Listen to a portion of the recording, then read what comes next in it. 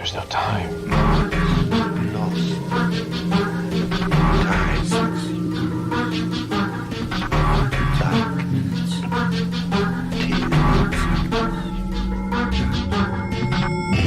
The time is 13 o'clock.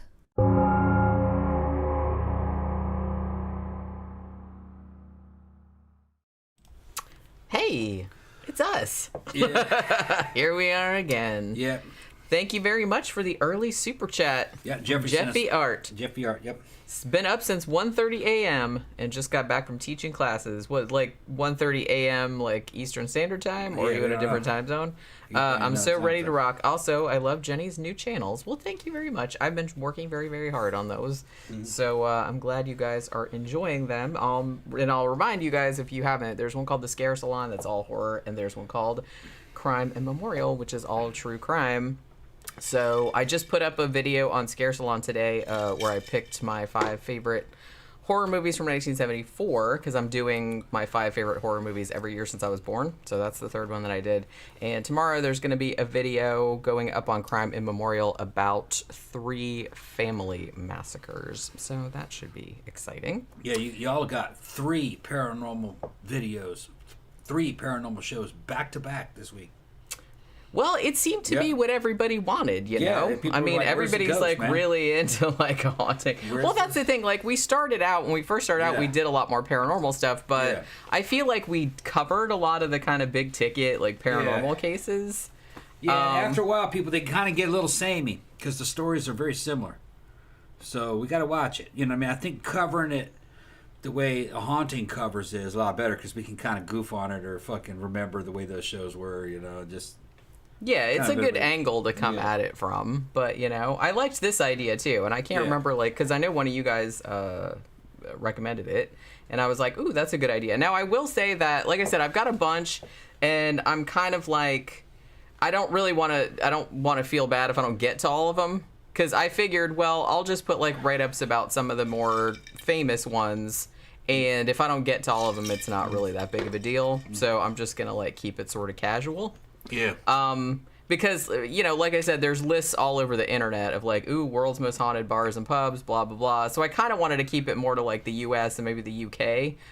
Because if I was like the whole world, I was like, there's no way I can wade through all of this stuff and like pick out all the things. So I tended to go around to like a bunch of different lists and like pick out ones that appeared on more than one. Because I figured they were probably best known. Or ones that had appeared on like different paranormal shows and shit like that. So... You know, it should just be a fun show. Graham just shows up after being gone for a long time. What's up, Graham? He says, FYI, Steve is coming to my place tomorrow to look at ham radio setup and shoot some bang stick. Okay. All right, cool. Well, there you go. All right. There you go. That's good. Let me see. I got my headphones and my microphone in to stream live on Twitch. So I have a Twitch channel. And I just did a trial run, and I think 4 or 5 people came in. Zach was one of them that came in, and I was playing. Right now, I was just kind of doing a warm up game for Lara Croft, Tomb Raider, Legend. I'm gonna play Legend. I'm gonna play Anniversary, and I'm gonna play Underworld. That's a lot right there, and maybe I might jump into. Shit. What's the one where it's the fucking you're in the Anniversary? Fallout. Oh, Fallout. I might if I get sick of that, I might do Fallout. I haven't done all the add-ons to Fallout. What is it? Fallout 3 or Fallout 4 or fucking I don't remember what the names are. I just play them. I don't really remember their names that much. One has Nuka World and everything and all the Far Harbor. I'm in Far Harbor right now, so I might do some of that. And I also got some fucking Metal Gear games that I might get into. But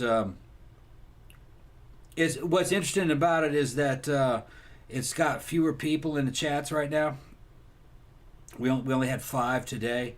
And I can like speak freely, a little bit more freely there, you know what I mean? Because there's no topic. So if you guys just want to ask questions or talk about any subject, I can talk about it there. Not to worry about fucking, getting unsubscribed or anything or fucking this channel up. You know, over there is a lot more secure. There was special forces guys I know that were fucking giving and receiving fucking secure information, secret information. And they were doing it over live chats inside games because nobody pays any attention in there.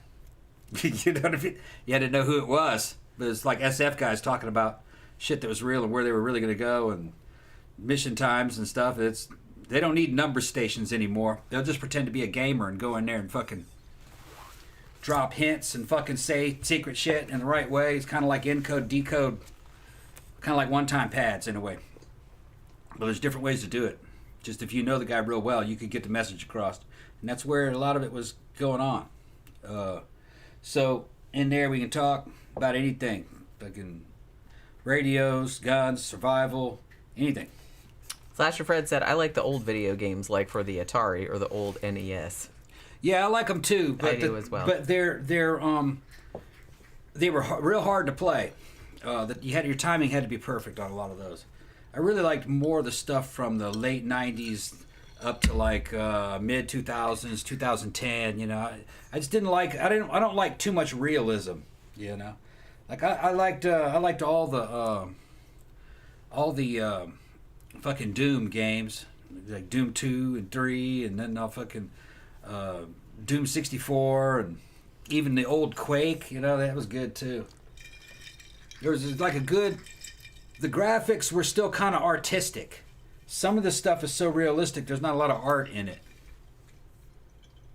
I mean, that's true, but I don't know. I guess like more recent games like Fallout and stuff like that. I mean, that's not that recent, but yeah. I mean, that looks realistic, but I think that's super cool. Just because I admire how large and detailed it is. Yeah, I mean, there is motifs behind them, but there's something about, you know...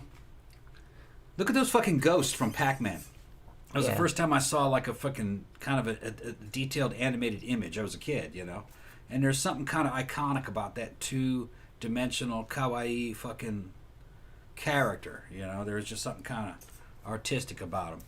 But, you know, you don't want to limit yourself to that, you know? So they're doing that in newer formats. I mean, you know, there's newer versions of Galaga and stuff that look pretty cool, you know? It's just, you can update anything. Yeah, and I mean, there's something to be said sometimes, like, minimalist artwork looks better. So, like, it just depends, like, what the application is, I guess, and what your taste is. So, I'm just kind of like, I like all kind of things. Doesn't really matter to me. There's one that you can get for Xbox One. You can order it for, like, $1. It's called Refunked. It's good. It's got relaxing music, and you're jumping around, changing the colors of the tops of these little blocks that fucking rise or fall.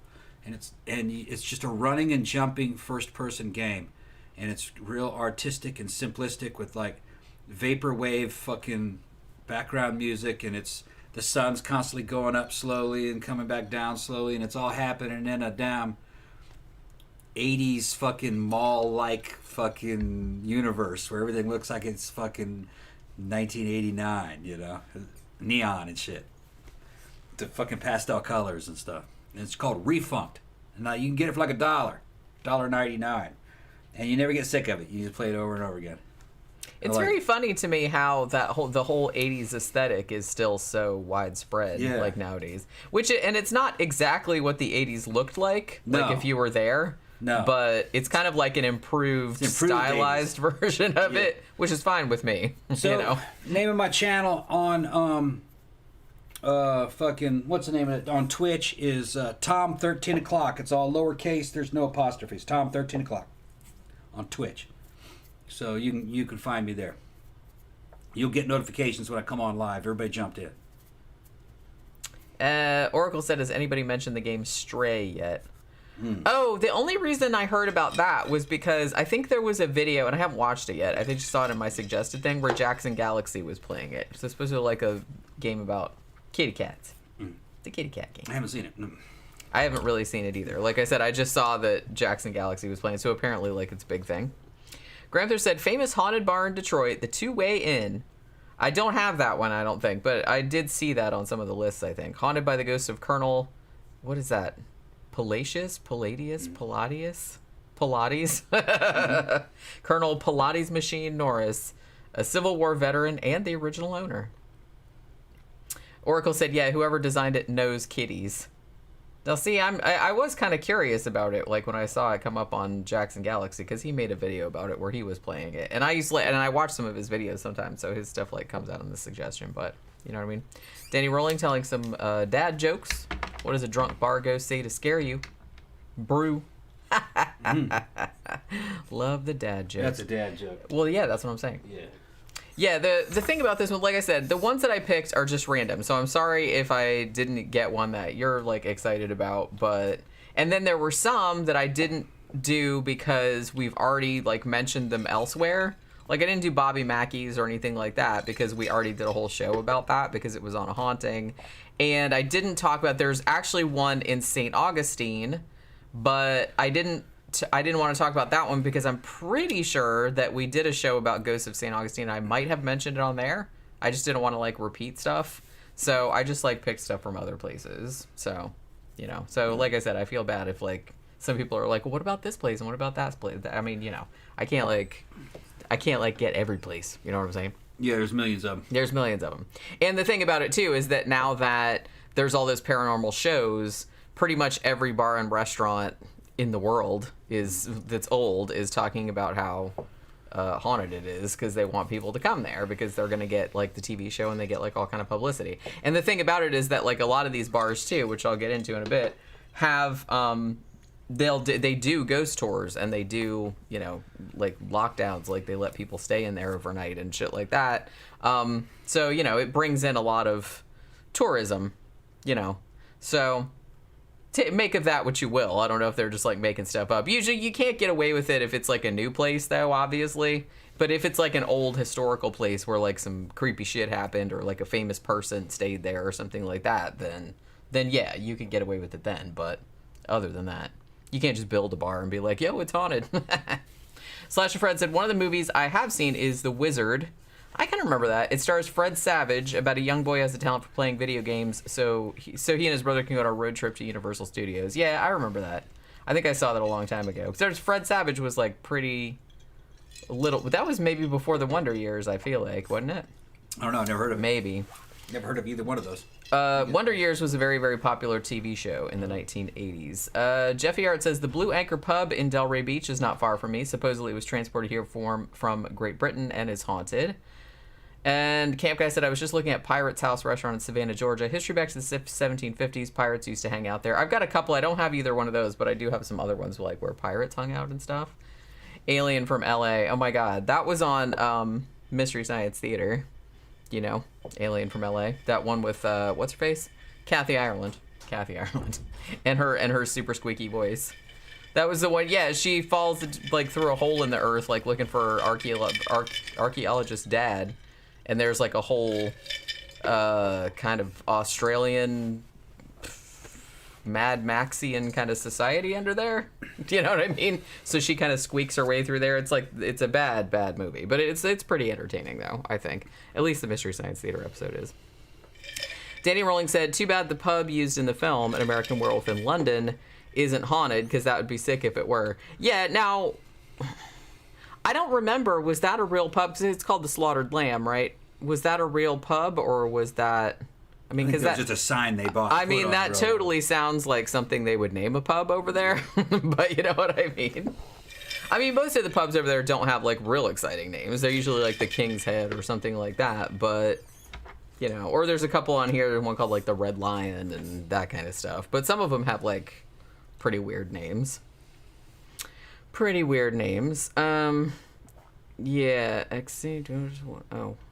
yeah, featuring Kathy Ireland in a bikini. Yeah, they were trying to, like, make her like she was a geek at the beginning. Like, they put big glasses on her, and it was clear that it's like, yeah, she's not ugly, so stop doing that. I remember that. That sounds vaguely... I might have showed you the Mystery Science Theater where episode. You take basically a supermodel and put glasses on her, and then she's ugly now? Yeah. I don't really understand That's Hollywood ugly. Yeah. Yeah, that's fucking Yeah, funny. it's like, let's pull her hair back in a ponytail and put glasses on her. She's like, there you go, ugly. So no then one will like her. Yeah. And then she just, but like I said, she has that voice.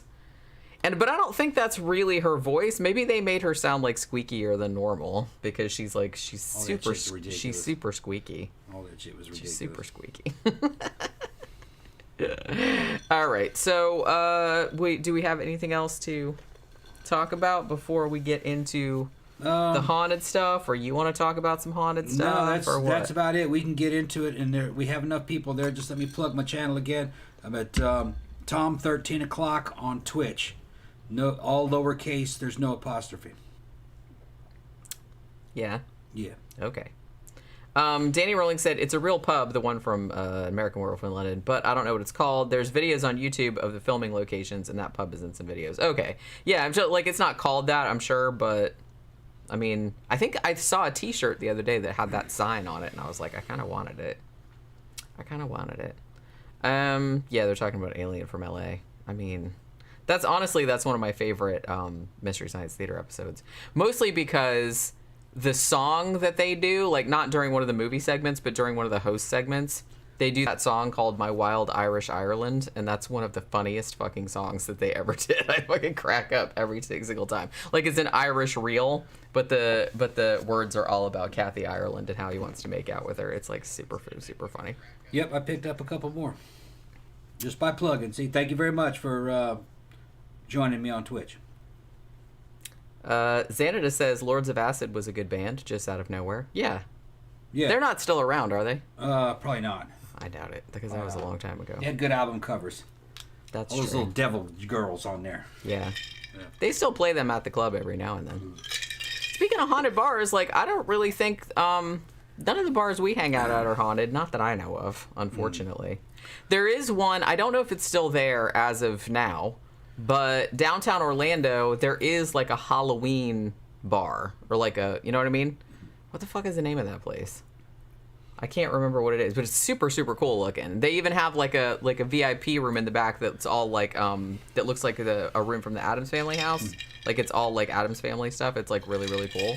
But I don't know. It's real awesome looking, but I don't remember what it's called. I think it's on Church Street. But I don't think it's haunted though. It's just Halloween themed, you know? But yeah, so anything else you'd like to... You all right? Yeah, I'm ready. You sure? Yeah. What? Okay. I'm just saying, you seem kind of Oh, nothing. Just, I don't have anything to say about that. So, no big deal. Just ready to go. All right. Let's get into it. So let's talk about some stuff, and then you can chime in whenever you want to. I said, I don't feel any particular pressure to get all of these in. I just wanted to have, an array of ones to talk about so we can, dip in and out of them, at any point. Okay. So these are not in any particular order or anything like that, other than most of the American ones I think are first, and then it goes into the UK ones just because that was easier for me to keep them categorized that way, I guess. So the first one let's talk about is Shaker's Cigar Bar, and that is in Milwaukee, Wisconsin. And it's in the 3rd Ward, which I guess is a historic area. I've never actually been to Milwaukee, so maybe people that have been there can tell me. Now, the building was built in 1894, and before it was built, it was actually it was a good old Native American burial ground. Apparently, it really was. It wasn't just a bullshit thing where they said that. So I guess it was a Native American burial ground. So they put the building there in 1894. Now, what it was originally built as was the Schlitz Brewery, the Cooperage House. Now, Cooperage, that's building the barrels, right? I'm pretty sure. I don't know. Why do I know that? I kind of feel like I maybe came across that term when I was reading something, and I'm like, what's that? And looked it up. I'm pretty sure it's making barrels for aging. Yeah. Probably, I must have. I think I looked it up when I was doing a true crime case There's a whole or something industry like that. of jobs that no longer exist. That's what I mean. That's why I had to look it up. I'm like, what exactly is that? Right. No matter how important you think you are in your job, the chances are 60 years from now your job will not exist and nobody will even know what that job was. Yeah, barrel making. Okay, so I did it right. I just can't remember how I came by that bit of information. Yeah. But I specifically remember looking that up once but I don't remember what context, because I was like, well, what is that job? So I had to look it up. But yeah, it's barrel making. So that's what the building was originally built for. It was to make barrels for the Schlitz Brewery. So it was that, like, for a few decades, I guess, and then, like, you know, different owners, like, took it over. But then, in 1922, the building was, what? Nothing. What's the matter? No, that's fucking things. No, don't worry about what I'm doing. Well, man. because you're over there. You're over there going, what the fuck? What the fuck? What the fuck? And it's like really, it's really. My shit was unsnapped. It's really distracting. My pocket was unsnapped. Well, fuck, man. That's all. Oh well, I don't know. Yeah, no. I don't know. Just I thought that was something like to do with what I said, and you're just over there. I don't think he realizes like how distracting he is over there, like moving around and mumbling and shit like that. No, my fucking pockets were unsnapped. My fucking pocket. Fuck, man. Granther says Schlitz beer, hangover assured. I wouldn't know because I don't think I've ever drunk a Schlitz beer in my whole entire life. Yeah, good. I'm terrible. Not. Well, yeah, that's terrible. what I figured. I mean, it's all piss water beer. Yeah. Yeah. That wasn't Laverne and Shirley beer. No, that was Shots. Right? I don't know. SHOTZ, something like that. All those really that big, was Milwaukee too, though, right? All those big fake German-sounding companies in the United States, they were all giant industrial beer factories that just churned out fucking piss water. You can make lots of it quickly, and you could they could get it all across the United States in lickety-split time. It was a modern marvel. That these places couldn't Too bad make. It sucked. It just tasted terrible. They were like, well, better than nothing, I guess. It got you drunk. That's what I'm saying. It's like that's probably why it sold, because people are like, well, it tastes like ass, but, you know, it does the job. And it didn't cost anything. Right. You could take just a small amount of components and make like not even a lager, really.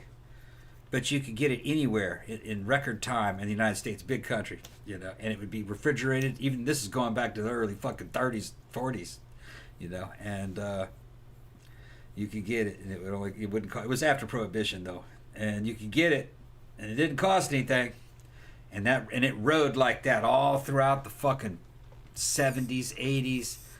Wasn't until the 90s that you started to see microbreweries come in that we actually got decent beer. Good beer, yeah. And it was kind of going back to the way beer was before the industrial era.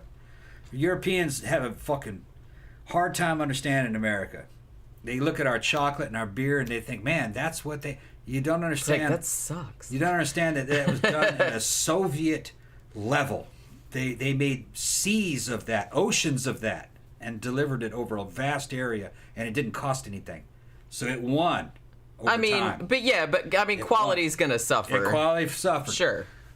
But it was good enough. It was good enough. Yeah.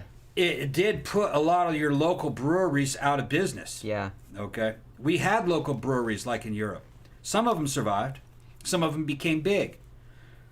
Yingling was a local brewery that is still survived, and it's big now. Yingling is really one of the few beers that I actually will order, like, if that's, you know. And then Sam Adams came, and it's okay. And then they had special seasonal beers and high-end beers, and you had a choice there. It wasn't just one beer. They have 50 different ones, you know. And they even had little breweries you could go to and drink out of it. So we had that shit. It's just that that's not what dominated the market. What dominated the market was piss water. Bud. Yeah, Anheuser-Busch. Shit like that. Schlitz. Yeah. Yeah, and then they started and said, fuck that, we're going to make malt liquor, which was like beer, but it was thicker and sweeter. It's actually good. It's pretty good. Depending. You can get fat, you can get drunk off of it. Yeah. And it was cheap. But it tasted better than piss water. Thing is that black people picked up on it. They knew it was good. All right. Well, back in those days, white people wouldn't drink anything. Black people, we're not going to drink that. You know. But I'd go buy it. My friends would be like, man, you drinking that malt liquor? I said, yeah. Would you get Mad Dog 2020? No. Fucking, what was it? Colt 45, man. Colt 45. Fucking right. But they'd look down, my white friends would look down on you like, man, don't drink that shit. And then here, drink Bud. They're like, man, this is fucking worse. What are you talking about? No, it was good. People. It wasn't as good. Yeah, it wasn't. You know, of course, fucking malt liquor wasn't as good. It was thicker, and it was sweeter. It was kind of like a German Weizen or white beer. You know, Weizen beer. It was like that. Weizen. When I was drinking Weizen, I was like, man, it's kind of like fucking malt liquor. But I imagine the Germans would get pissed. Don't you ever call our Weizens fucking malt liquor. But it's kind of like that. But don't drink any of that shit. You'll get fat. Don't drink any of that. Hard liquor is the way to go. Granther said old Polish men drink Schlitz beer with their head cheese and onion sandwiches. Yeah. He said the worst thing about Schlitz is the nasty runs the next morning, burning ring of fire stuff. Schlitz is, like I said, I'm not a real big beer person. Like I said, if I'm at a place that doesn't really have liquor and it's like kind of all they have is beer, then I'll usually get Yingling, or I'll get something like a coffee porter, or something like that. Yeah, American piss water beer is supposed to be lager. It's not, though. Okay, they're really stretching it.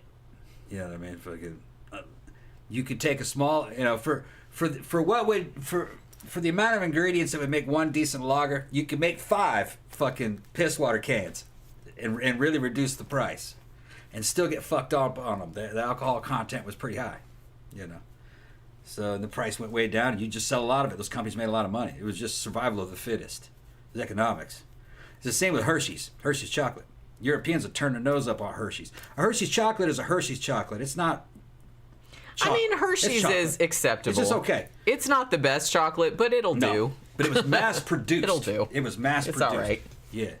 Yeah, and the Germans wanted to say, well, y'all didn't invent chocolate, all right? Chocolate is Mexican, okay? It came from Mexico.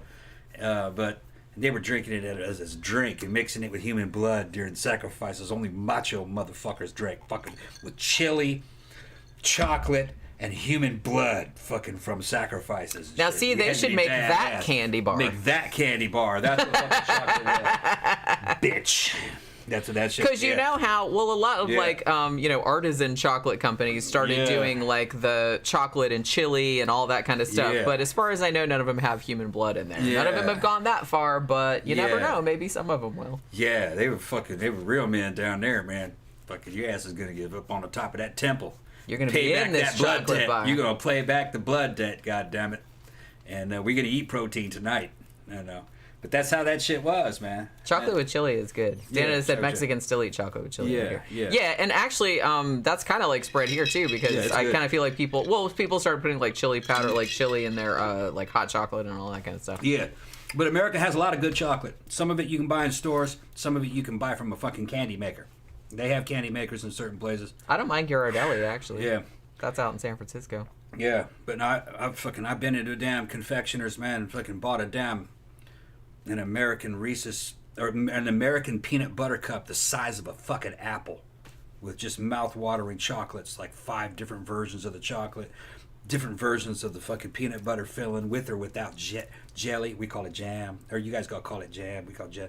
It's just beautiful. You bite it. It was like $5 or $6 for one of them, and you get about halfway through it, and you're like, oh, I can't eat anymore. The richness just fucking. You just wrap it up and says, I'll eat that next week. Just that's how good they were, though. They were just intense. Well, like I said, any place that makes stuff from scratch. I told you there's like a really famous chocolate shop, like a confectionery shop in St. Augustine that's been there forever. Yeah. And they make everything in-house, and it's a tiny place. Yeah. But they make everything in-house, and they have like a huge like array of different flavors, mostly fudge, but they make other things too, like chocolate covered espresso beans and whatnot. But you can go in there and get like a half pound of like mint fudge or maple, or like they have all different flavors, and they're all like delicious. The American Hershey bar, Hershey chocolate was a miracle in its era, in its time.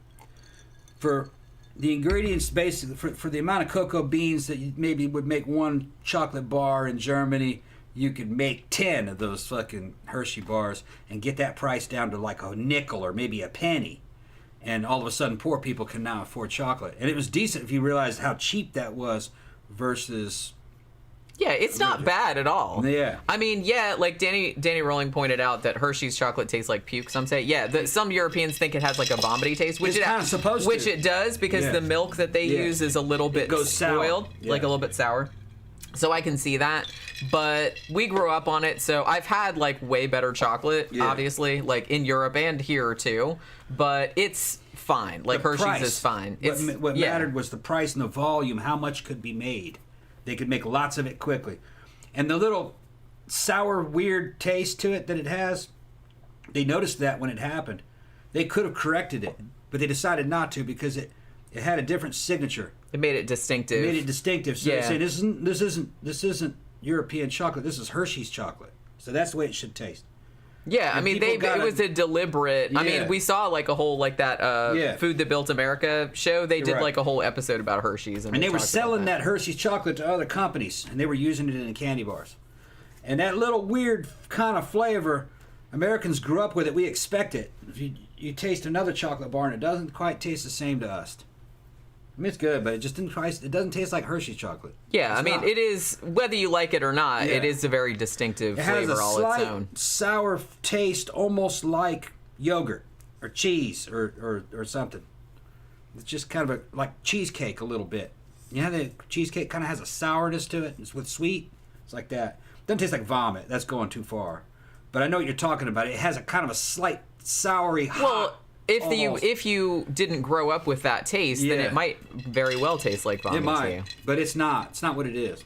It's curded sour milk. Yeah, that's why. Xanada said, I love Hershey's cookies and cream bars. Yeah, I agree. Those are good. Yeah. It says, you can't beat white chocolate. Thank you. Yeah. I know that white chocolate is very divisive. I fucking love white chocolate. Yeah, it's not really chocolate, but it's good. No, I know. And I know somebody's got to bring that up every time. Everybody knows it's not really chocolate. It's not chocolate. But white chocolate peanut butter cups, I know. Oh, my God. White chocolate peanut butter cups are so good. And honestly, like I said, and I think I've mentioned this before, but every Easter when I was a little kid, I was the weirdo that always asked for a white chocolate bunny instead of a chocolate. But I like regular chocolate too, but there's white chocolate. I mean, shit, man.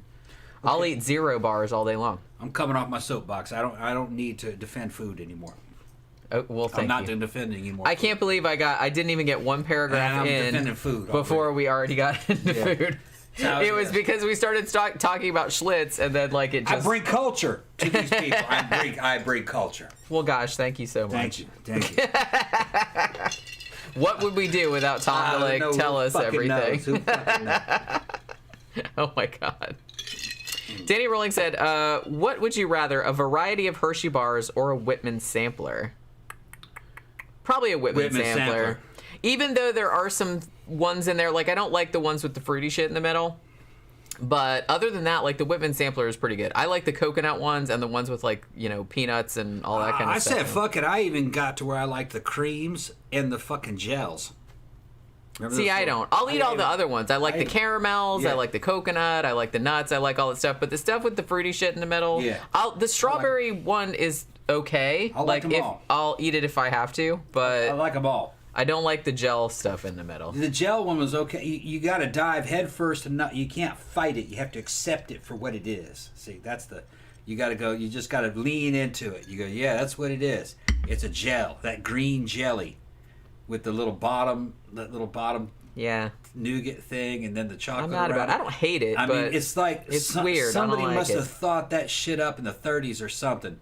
You wouldn't do that. Is today. It kind of like a maraschino cherry? Is that what they're going for? No, it was green. Well, I know that, but some like maraschino cherry kind of things are green too, like or that flavor or that color. It makes no sense. It makes no sense.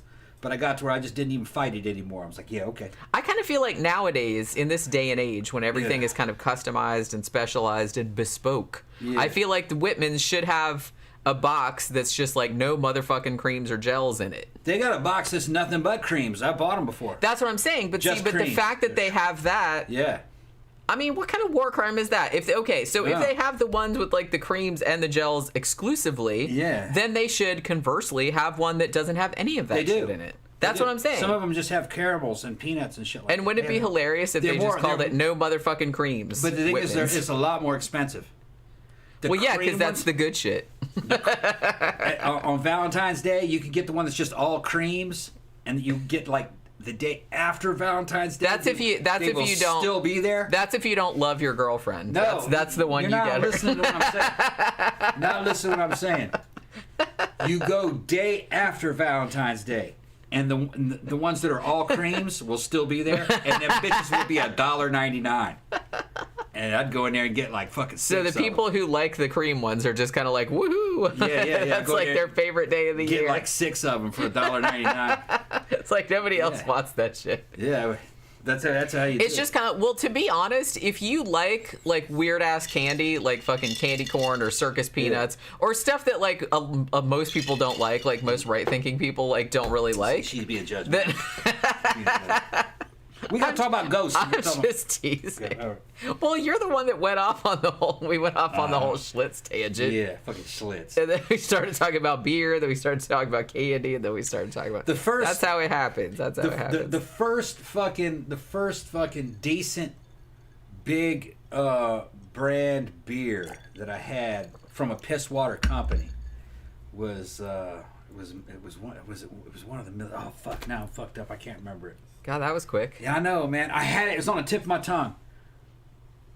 It was kind of Killian's Red. That's what it was. That's pretty good. Yeah, I think it was actually Miller.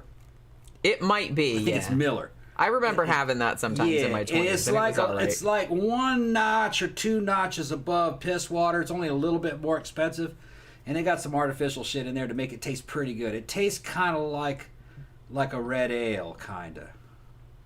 It isn't what it claims to be. All right, that's like Coca-Cola of beers. You know what I mean? That shit pours out in rivers. Okay, I'm not sure how much brewing is actually involved in that. 'Cause that shit was mass produced, but it did taste like a beer. It kind of had a little bit of thickness to it. It was called Killian's Red, and you could get it at any honky tonk, any fucking shitty fucking bar. You can get that, and you can drink it. It's good. It's not piss water. It doesn't have that yellow fucking piss watery light flavor. It is red. It's nowhere near as good as a Sam Adams or something, but you know, passable. You can drink it. But I think that might be malt liquor. I don't know. It's hard to say. Xanada said, candy corn sucks. No one likes that shit. Candy corn's good if you haven't slept in a long time. What does that have to do with it? Because you need it's all sugar. Yeah, I guess. If you haven't slept in a long time, you're trying to stay awake, you eat candy corn. And Danny Rolling said candy corn pumpkins are better than the corn. Yeah, the little Halloween pumpkins are better, just because it's more like I mean, I don't know. I'll eat them, like I said, if I had to, if I was like starving to death and that's all I had, like I found a candy corn in my pocket. But I mean, if there's literally any other candy available, yeah, no, I'm not. I used to when I was a kid. But somebody's eating the shit because they keep making it. I'd eat them. They keep making it. They are damn near free. I'd reach in there and grab a whole handful of them. Fucking after about 3 handfuls. Yeah, they're free because nobody wants them. You just like, oh, this shit's so sweet, so rich, I can't eat it anymore. Yeah. Well, it's basically just like solidified sugar. Sugar and corn It's like sugar fat. Sugar and corn syrup. Oh my god. And dye. Yeah, I mean, I don't even think there's any flavoring in it. Sorry, this was a funny story. Camp Guy said another aunt would send us a cannonball round cheese, about 2.5 pound wax coated ball. One year the box opened in the we used to get those sometimes too. One year the box opened in the UPS truck, and I guess that cheese rolled around inside the delivery truck. I just imagine the little cheese like rolling around. That's like so I remember funny. Those fucking cheeses. They would always sell those in those catalogs you'd get around Christmas time. The cheese was red, wasn't it? Well, that's wax. It was red. It's like a wax and rind. then in there was like super sharp cheddar. Yeah. It was almost flaky. Yeah, I remember. Yeah, I liked it though. I liked it. I mean, hard to mess up cheese. That shit you give away for a gift. That's what I mean. You give that with the sausage platters and all this. Yeah. Well, it's like we kind of would get that sometimes because my dad always really liked that stuff. So we'd always go to like Hickory Farms in the mall and like get him a big old like sausage and cheese. I don't even think they're around anymore. Like Hickory Farms. Yeah, I don't know if they are or not. Now, I will go to bat for Hickory Farms because every Christmas, my grandmother used to buy me like a big box of Petit Fours from Hickory Farms because, man, I love Petit Fours. I remember you used to get that kind of shit at the fucking gift shop at the fucking Cracker Barrel. Yeah. Stuff like I think you still can. Probably still can. I think you still can. Probably a good place to get it. They probably have it on sale. They're talking about summer sausage, yeah. Big old summer sausage and shit. I mean, Put that shit in your pants and go to the club. Well, no one's going to want to eat it then. But, well, I guess for you it's win-win because then he's like, well, I can have the sausage all to myself and everyone thinks I have a massive dick. So, you know, like I said, win-win. Maybe that's what Toby was packing. Is that a summer sausage? He's puts a whole summer sausage. Say, Toby, is that Have you been to Hickory Farms before you came? Going to Hickory Farms before. Another daddy got all kinds of tricks up his fucking sleeve. Sausage packing motherfucker. I'm ask Zach about it. Zach in there? Zachary. I don't Pretty think. good. Yeah, I haven't seen Zach. Yeah, so I saw far. him earlier today. I know that, but it's Yeah. like so maybe he had something else to He do. didn't even get gay with me. Really? Didn't even get gay with me. Didn't do it. I thought Aw, are you Because they disappointed? didn't have a camera on Are me. you disappointed? Yeah, they didn't have a camera on me. I don't have a camera. It's just my voice. You're talking to. We're talking about AMC theaters. Your voice isn't sexy enough to like Not sexy enough. get people to go gay on you. I was expecting him to fucking offer You me have some you money. have I'll to pull be this on shit the out. camera. You have And to he's be on gonna say, Tom, you're not my type. I said, all right, go ahead. Aw. All right, now we got to get back to the show, You're man. hurting Tom's feelings. We got to get back to the show. Hurting Tom's feelings. I'm- Yeah, we got so it's distracted all by the fun beer. and games, man. We got distracted by the beer. Sausage. Came in. Sausage. Can that become a thing now that like there'll just be like a few seconds of silence and somebody will just go sausage? Fuck you, bitches. Okay. All right. We're just Oh having my fun. god. Yeah, so I don't even know if I got even far. Like I said, we got as far as Schlitz Brewery and then everybody like popped And then out. we fucking went to hell. And Shit fell. everything went to hell. I was still like in the first fucking paragraph of the Wednesday. first thing. It's what? It's fucking Wednesday. It is. For a second, I was like, wait, is it? And I was Yeah, like, it's oh, yeah, Wednesday. it is. It's I forgot what day it is. I have no idea what day it is. I don't sleep right anymore. I don't know what day it is. But yeah. So they're making. Does anybody remember what we were even talking about? It's this place in Milwaukee. Yeah, Shaker they're Cigar talking Bar. about summer sausages and fucking red wax and cheese and shit. Fucking- yeah, I know. It's all good. And Mernhorn is talking about chorizo and eggs. Yes, Yeah. and I said we went from beer from beer to chocolate. to Yeah, sausage, the audience, our regulars understand. They understand.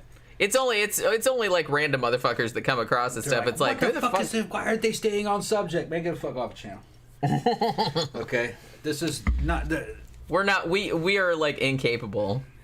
I We're mean, having fun. I mean, I can stay on topic, but Yeah, and some days are worse than others.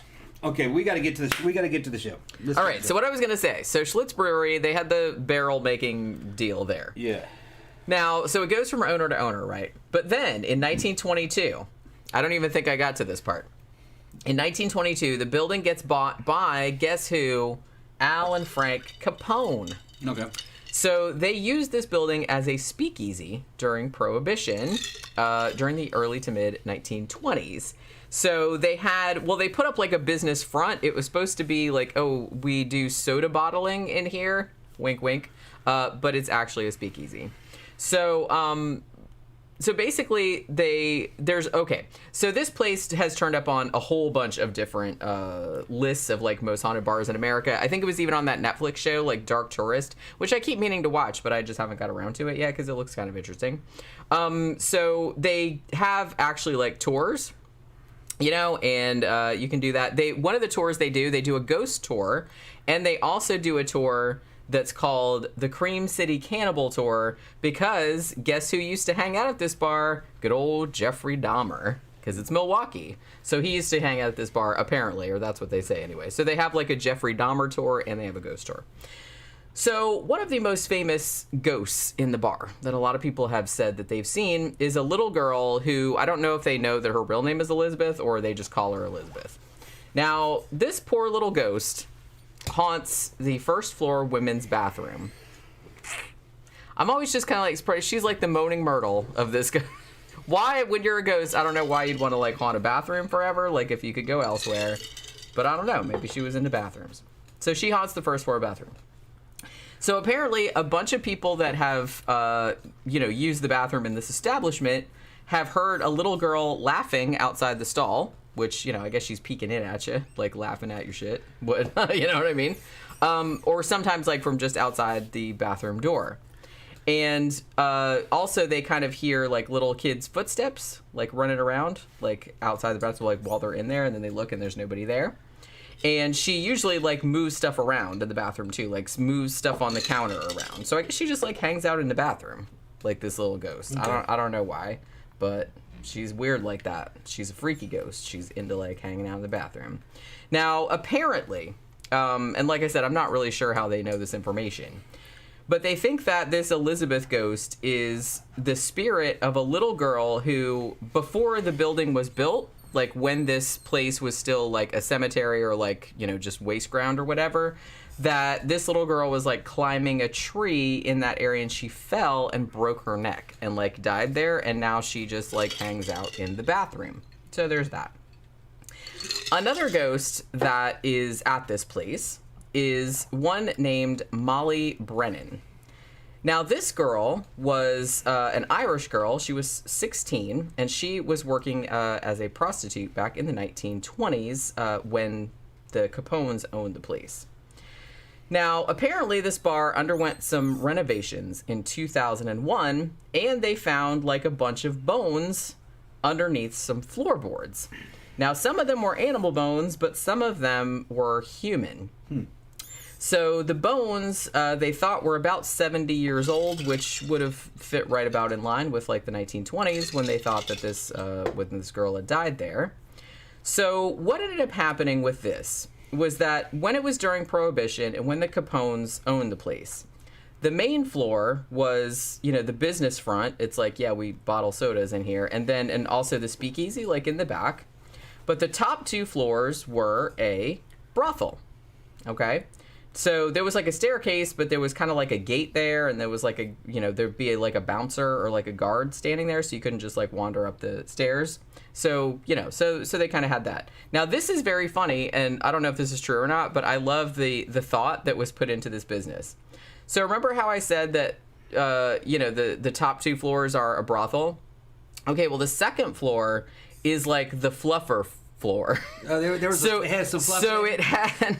So these were like the B squad prostitutes, and they would just like, prepare the clientele, let's call it that, for the A squad prostitutes that were on the third floor. I don't know if that's true or not, but I'm just saying that's what I heard.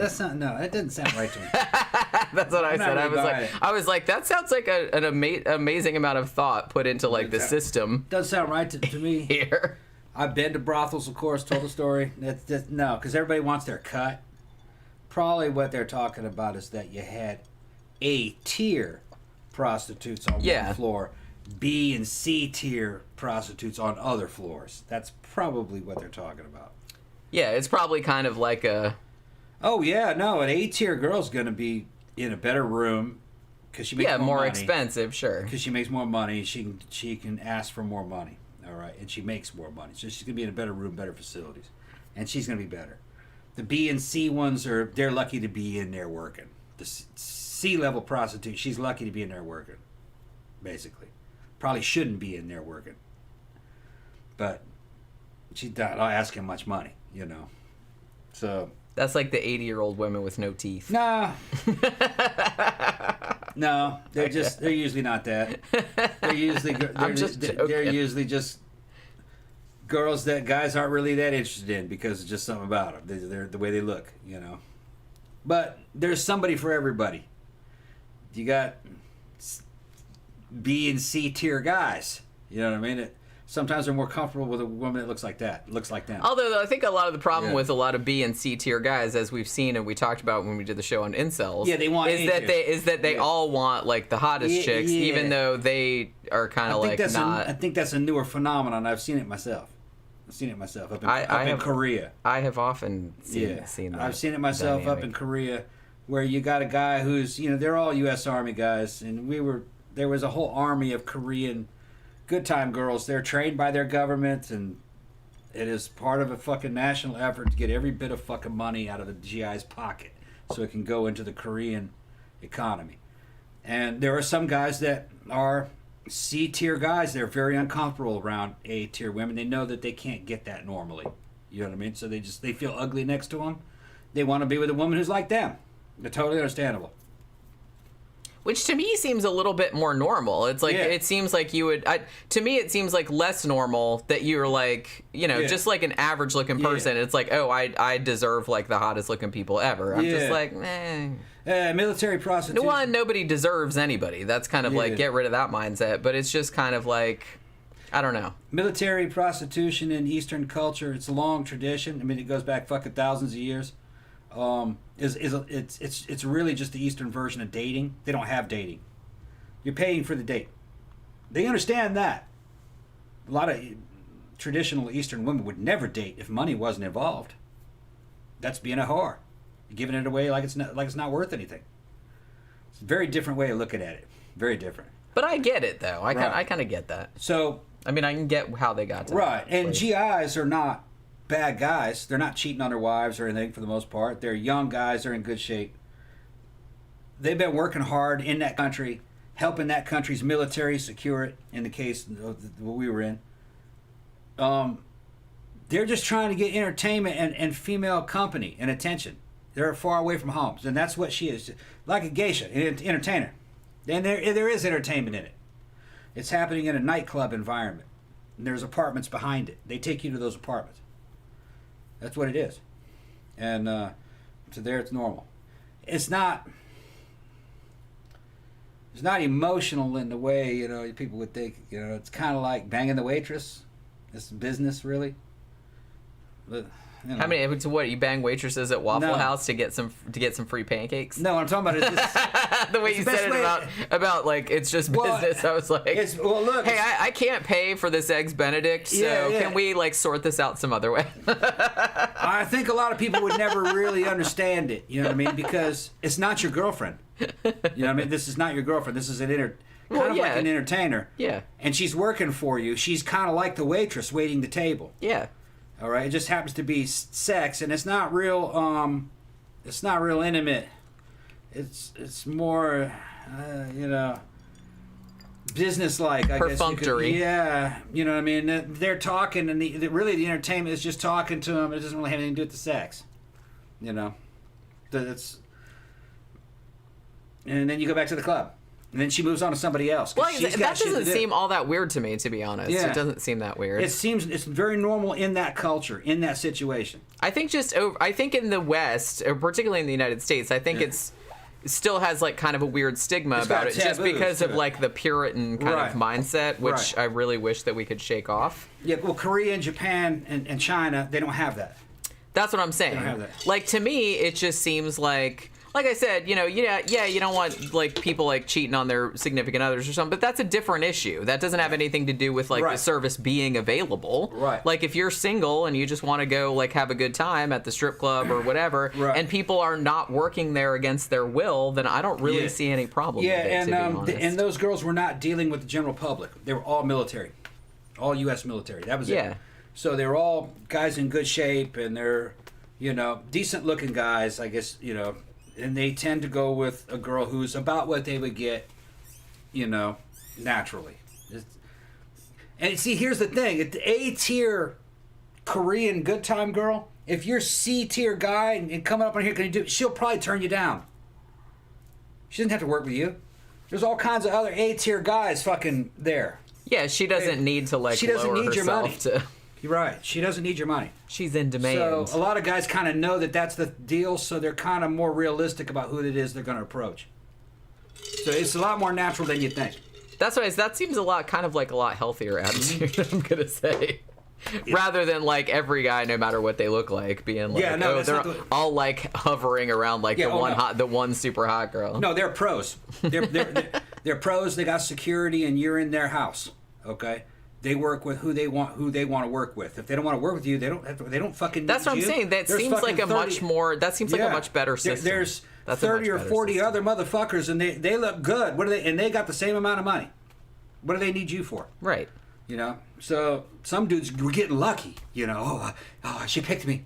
You know. It's like that. Yeah. You know. And the vibe is not street prostitute. The vibe is more like club girl. You know, the fucking cool club girls. That's what they are. That's what I'm saying. That to me like seems a lot healthier way of like approaching it. I'm not gonna lie.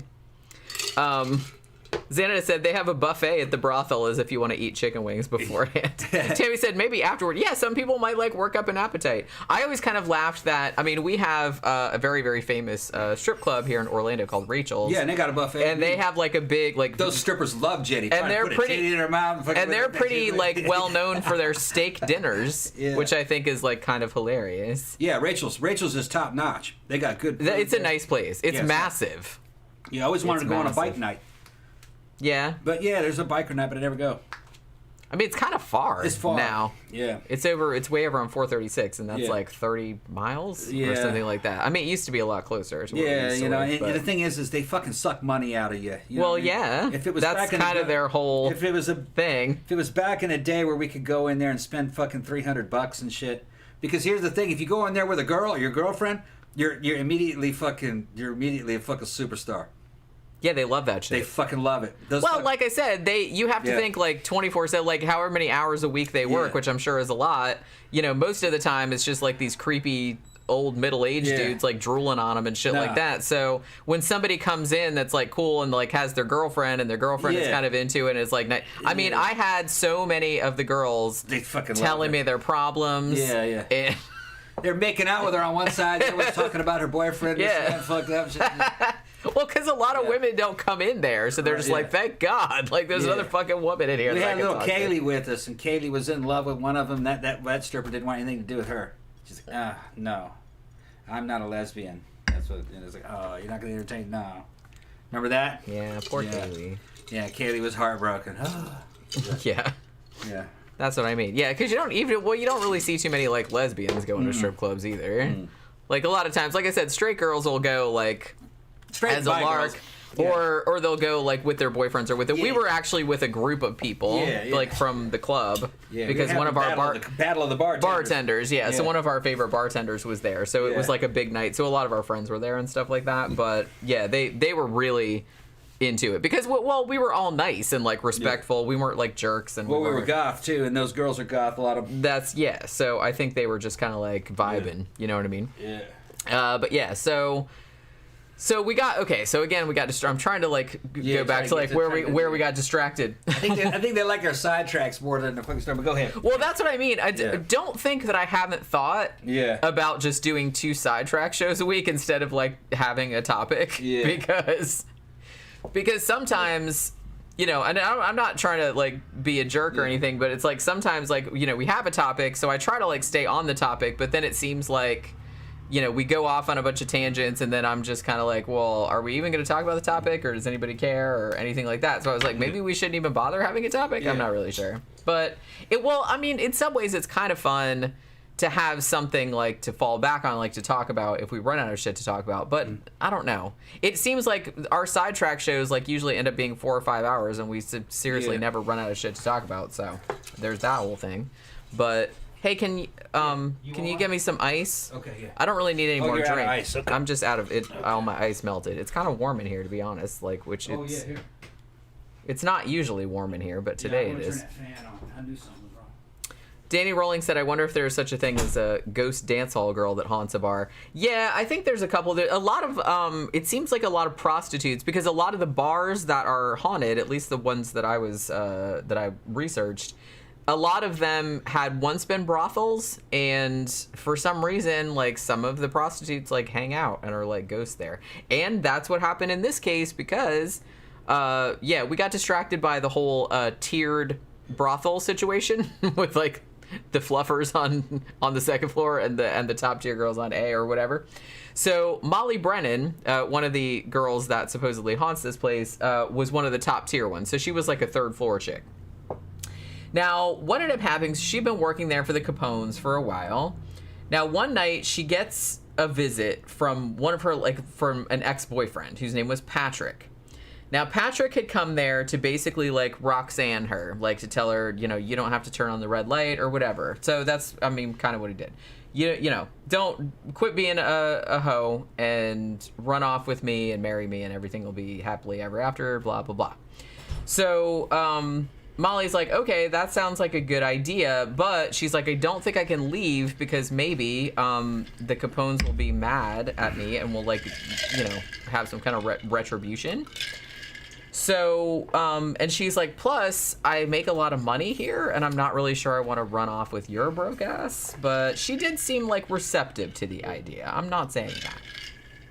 So Patrick is like, he's like, well, I'm still here. I'll always be here for you. And he's just kind of, like, trying to get her to, like, abandon the hoe life. You know what I mean? Now, then, though, one time he comes into the bar, and like I said, this is all stories. I don't know if this actually happened or not, but this is the story behind the haunting.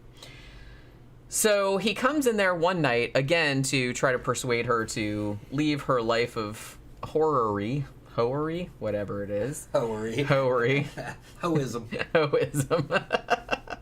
Hoditude. Yeah. And Hoanimity. And he ended up finding her in bed with his own dad. Oh shit! Dad Which- came in and snaked it. Yeah. Ooh, that was like, that was like that Jeremy Irons movie, Damage. Is this legend? That's what I don't know. I don't know if this really happened or not.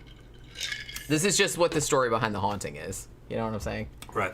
So he comes. I mean, it could have happened. Like I said, it's not crazy. Yeah. He comes in. Happened in Indiana Jones' Last Crusade. That's right. It kind of did, didn't it? Kind of, yeah. And I was, because I remember we just watched that movie like a couple years ago. I was like, weird. All right. But yeah, can you imagine? Like, hey, that's your. I mean, I know she's a prostitute and that's like her job and stuff. But it's like, if that's your girlfriend and then like you're something like she's like in your bed with your dad. Like, I just thought that'd be super super awkward. But yeah, so apparently it's like super awkward. Now, okay, so remember how I said before that that there was like a staircase, obviously, like leading up to the second and third floors, and they had like a bouncer type guy there, and there was like a gate, so you couldn't just like wander up there. You had to like, talk to the bouncer guy, and he would like go out there. So on this particular night that Patrick came there was a bouncer there named Sam. And so whatever happened that night, no one's entirely sure, but before the night was over, all three, Molly, Patrick, who was her boyfriend, and Sam, who was the bouncer guy, were all dead. Now, nobody's entirely sure what happened. They think that probably Patrick, after finding his girlfriend in bed with his dad, like, flipped out and killed her. And then either Sam jumped in there trying to figure, and then he killed, or either that, or and then Patrick jumped in there and killed Sam, and then he killed himself because he's like, oh God, what have I done? Or they ended up killing each other, or what? They're not really sure, but 3 people ended up dead this particular night. They know they're pretty sure that Patrick killed Molly at first, but they're just not really sure how the Patrick-Sam situation worked out, like vis-a-vis, like who got killed and stuff like that. So, yeah. So basically, all 3 of these people are supposedly still haunting the place to this day, particularly Molly Brennan. She's like kind of the one that haunts one particular area, like the 3rd floor, like up in the penthouse. But some people have said that they have seen or heard like Sam or Patrick as well. And mostly, now what they do, like the penthouse, I guess where some of the part of the brothel was, you can actually rent that out. I don't know if this is still true because this article maybe was a couple years old, but at that time you could rent it out as an Airbnb. But the owner, and I don't know if this is true or not, this might just be like one of those paranormal dares. He's like, oh, only about 10% of the people that rent that like can stay all night. They usually leave. And I'm just kind of like, sir, I'm not entirely sure that I buy that. That's, like I said, that sounds like a dare. Like, are you brave enough to stay here, like, to get people to stay there? I'd be curious to look it up on Airbnb and see, like, what the waiting list is like. But they said that, like, a lot of people that have gone to this place and stayed in this particular Airbnb, they said they hear, like, voices, male voices, female voices, a lot of bumping, a lot of people have reported hearing, like, a woman's high heels, what sounds like a woman's high heels walking around in the middle of the night and nobody's there.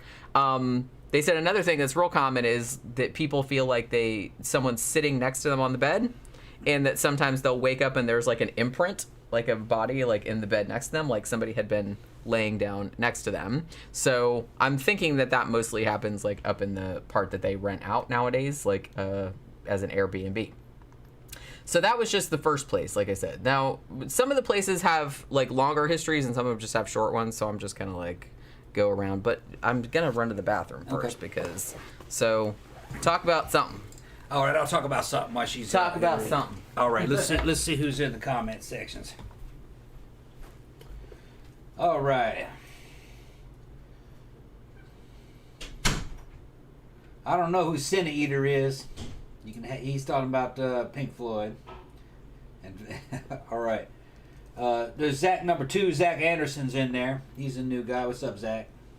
Hugo's trying to get me to fucking wear the white wig. I'm not wearing the white wig today. I might if I get fucked up, I'll put a wig on later. Okay. We'll see which one I put on. I don't know. What was I gonna say? Let me go ahead and plug my other channel. You can find me on Twitch. Tom 13 o'clock, all lowercase. There's no apostrophe in it. Just Tom 13 o'clock.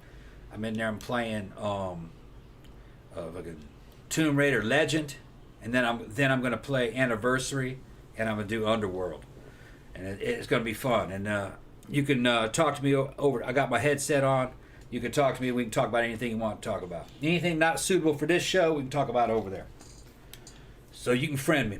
Every time I plug it, I get 2 or 3 more. I think I only got 6 over there right now. All right, Jenny's back. I'm back. Yeah, I just gave him a commercial.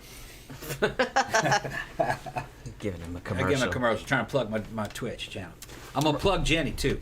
All right, Jenny, her fucking new diet and exercise routine's working out crazy, man. Her waist is fucking shrinking in like that. She's becoming pornified looking. I'm going to do a photo shoot, and I'm going to share it. Already got a picture of a booty on Twitch.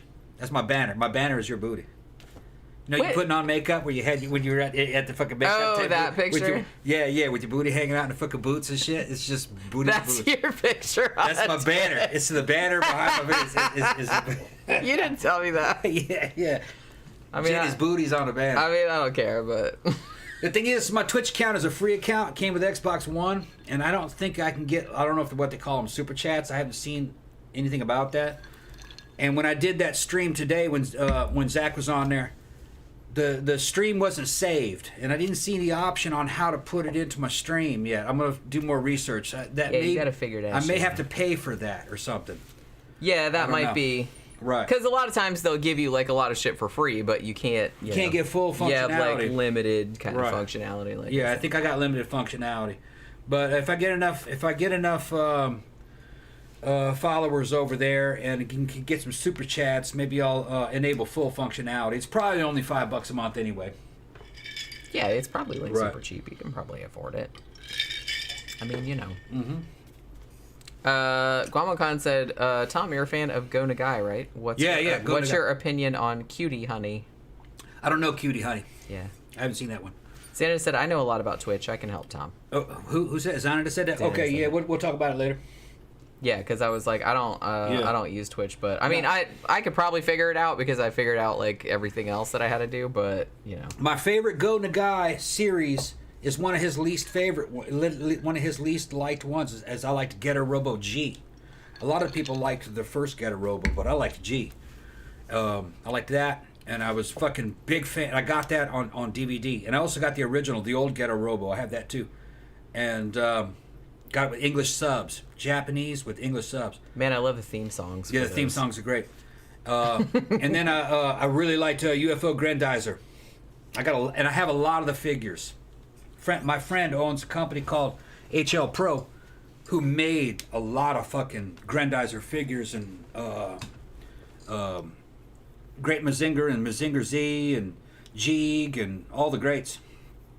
He's a friend of mine that makes them, the die-cast Shigokins and stuff. I have whole collections of them, but they're all in boxes. But I must have fucking $6,000 worth of fucking Japanese figures. It's ridiculous. I got addicted for a while. Yeah, I remember. I got addicted for a while. I keep forgetting because you didn't get them all at once. Like you'd get one or two like a month or something like that. And they were like a couple $100 a piece. Sometimes. Yeah, but now like you go in the man cave and I'm like, holy shit! I didn't realize thousands of dollars of them. I didn't realize you had that many. And I don't even display them really anymore. But they're all fucking mint in the boxes. I even got the 12-inch action figures of fucking what do I have? I got fucking UFO Grenadier, and I got fucking Mazinger and Great Mazinger. 12-inch action figures, fully articulated. They're good. I got a bunch of little fucking die-cast fucking... I got Gallagher with his saucer, die-cast metal. Fucking Duke Fleeg's fucking trike. Fucking the Spazer, die-cast Spazer. Fucking, I got 3 of the fucking Grenadier figures, die-cast metal. Got a bunch of Bandai stuff too. I gotta get off the subject. I'll talk about that shit all day long. My favorite one's G. Get a Robo G, man. That's a good one. Fighting the Pandemonium Empire. He fights the forces of hell. One of them is the fucking demonic spirit of Hitler. Satan and Hitler. Yeah. Get a Robo's gotta fight them. Okay. The Pandemonium Empire. I wish I could have a fucking outfit called Pandemonium Empire. Yeah, I bet you'd like That's some badass shit, man. I bet you'd like that. General Bry. Yeah, in the Pandemonium Empire. Murder Hornet said, Jenny, what's the secret to weight loss? Tom's and Glorious Bastards got it. Not eating. That's pretty much it. Not eating and hormonal balance. And riding 20 miles a day on my bicycle. On my bike. You got to do shit. I mean, I do eat, but I can't eat that much. Like today, I have eaten one small meal. As you pass your 30s and get into your 40s, and 2 cups of coffee. Your body is resistant to change because you're not producing the same amount of hormones. If you want good body change and transformation, you got to increase the amount of hormones. And then you work out, and your body will respond. I ain't natural. She's not really natural. Well, and the thing about it is that everybody's different. Everybody's metabolism is different. Like I said, She's slow. My metabolism is very, very slow. Yeah. So if I want to lose weight, I have to like eat very, very little. Like some people can probably eat a lot more than me and get away with and still lose weight, but I can't. Right. So I generally have to keep it to 1 or 2 very small meals a day. I do not usually eat breakfast. And it's hard for me because my instincts are to feed a motherfucker. Yeah. I love to feed a motherfucker, let me tell you. I like to, I'm like, no, you're gonna have to, I'm like somebody's grandma.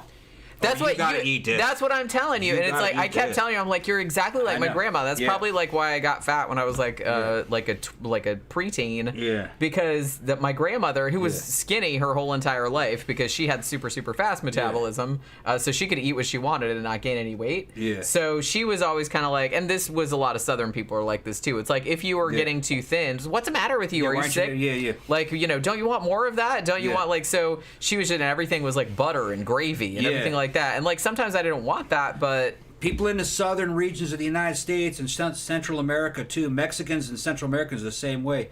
We all survived lots of famines and wars. So all the people that had fast metabolisms died. Who was left over are people who are famine resistant. They're short people that can keep weight on them. That's what I'm saying. I could not eat for probably several months and I'd probably still be alive. Yeah. I can put a lot of muscle on fast. I can put a lot of fucking fat on fast. And beyond the age of 45, if you're gonna start, if you're a short Southerner or a Mexican, ask Mexicans in the fucking comment section, like fucking Khan. I don't know if Khan's in there. Khan of Aslan. I don't know if he's in there. He'll tell you. After 40, we start putting on fucking weight. So for me it got even harder. Right. Like after, like it was really hard for me when I was like in my teens and 20s even. But then like after I was like in my 40s, then it got even more difficult. So now I just have to eat. Doesn't matter how much. Our metabolisms are real resistant to starvation, real efficient. Just give us a small amount of food, and we'll just keep weight on. And you can work and work and work and work and work. Fat's not going anywhere. You just fine. Yep. Your shit, you're economy mode. Yep. Fucking, you get 1,000 miles to a gallon. Yeah. Yeah. Which, like I said, is good in some situations. In starvation, not great. So much in modern day America. Not so much. Where food is plentiful. 1,000 mile a gallon, motherfuckers. Yeah. So I keep trying to tell my body, I just get like, look, we're not starving. There's food everywhere. Yeah. Okay? It's like, my body's like, no, I need these precious fat cells. I'm just gonna just these ones right here, like in your big fat cells. So I'm not a doctor. I'm gonna tell you what a doctor's gonna tell you. It's all over YouTube, endocrinologists and everything. If you're a woman approaching menopause or in your 30s or after your menopause, about 20 milligrams a day, 20 milligrams a week of fucking testosterone and anthate or cypionate, and that'll keep your metabolism moving forward. With a man, between 175 to 200. You can bump it up a little bit more if you want to speed certain things up. And then there's some things out there you can get through HRT clinics. You always do this shit under a doctor's supervision, but small touches of Winstrol here and there can help. And women require so little. I mean, we're talking about drops. They don't need very much. They get a lot of bang for their buck on a woman. This doesn't cost anything to do things for them. All right. If you go to a HRT clinic for a woman, you're going to spend a lot of money. But if you know your shit, this and that, and sometimes somebody can loan somebody something, and then because what a woman takes is nothing. A man wouldn't even miss it. But you're just trying to keep the metabolism going so they can burn fat. When they work out, they actually burn fat. When they diet, they actually burn fat. They actually build muscle. They don't lose muscle. So you keep that shape. That's all it is. Santa said, "Stop eating them grits." We don't eat grits that much anymore. I don't remember the last time I had grits. Got a lot of grits in storage. I mean, we do, but yeah, we haven't. I think the last time I ate it was got to be like months and months ago. Grits is Civil War food there, man. That kept the South alive during that shit and Reconstruction. But that's another reason why a motherfucker gets fat, you know. Yeah, Southern trying to live off of corn. It's very fattening. Ask Mexicans. It's very fattening. They've been living off corn for thousands of years. Grinding it in fucking grindstone, they can keep. Well, like I said, it's good in famine conditions because it's high caloric content, which sometimes that's what you want. Yeah, doesn't give you the greatest shape, but it'll keep you from dying. Yeah, which, like I said, sometimes that's all you can ask for. Right. But like I said, when in situations like in modern times when food is plentiful, you know, you don't need that, obviously. Right. So, you know, it's our own bodies kind of like kicking our own asses. Yeah. All right, so let's talk a little bit about Ernestine and Hazel's. Now, this is in Memphis, Tennessee. And according to one website I saw, it said there was best dive bar in Tennessee. I don't know if that's true. I've been to Tennessee, but it was a long time ago. And home of America's best burger. Again, I don't know if that's true. I'm sure there's a lot of stiff competition in that regard because I've had some pretty goddamn good burgers. So this is a 2-story bar. And it was actually originally built as a pharmacy, but just like the last place we talked about, was a brothel at one time. Which I feel like every kind of old building was a brothel at one time. It was a big business. That's what I'm saying. There was no internet. That's what I'm saying. It's like no strip clubs. Right. So it's like, what else are you gonna do? And was also like a concert venue and just like a regular cafe, stuff like that. Now, we don't know if this is true or not, but the story goes that at least 13 people have died in this building, which sounds like a lot, but I guess if it's been there a long time, it's not really that crazy. You know, over the years. Bastards is actually a con. Oh, okay. Yeah. Okay. Yeah. I see. Yeah. Let's see. So one of the things that, and this is kind of like the Lakewood. What was that place called that we did, the Lake Club Horror? Lake Club Horror, yeah. This sounds like a little bit like that, where they get one of the big things that they get is like phantom piano music, like coming from upstairs, and then you go up there and there's nobody there. Which that was another thing that happened at the Lake Club place that we did the haunting show about. And everybody like hears footsteps when there's nobody there. This is my favorite thing. They said the jukebox comes on by itself sometimes, and sometimes, I guess it's like an old style jukebox, like with the records. And they said sometimes like the needle will drop on a record that is absolutely like specific to whatever is going on in the place at the time, or like whatever the conversation is. And this one thing I said that I read said that there were people, and then they were talking about James Brown. And then they said all of a sudden the jukebox like came on like right on I Feel Good, like all of a sudden, and like I don't even know, like the jukebox wasn't even on, or it was unplugged or something like that. Yeah. So it's that kind of shit. It seems like it was all musical stuff, but I think some people have like reported some apparitions there as well. But it seems like mostly like sounds, like footsteps and music and stuff like that. And some people have also said that they feel like hands touching them, like when they're walking, like ghosts are like fucking molesting them and whatnot.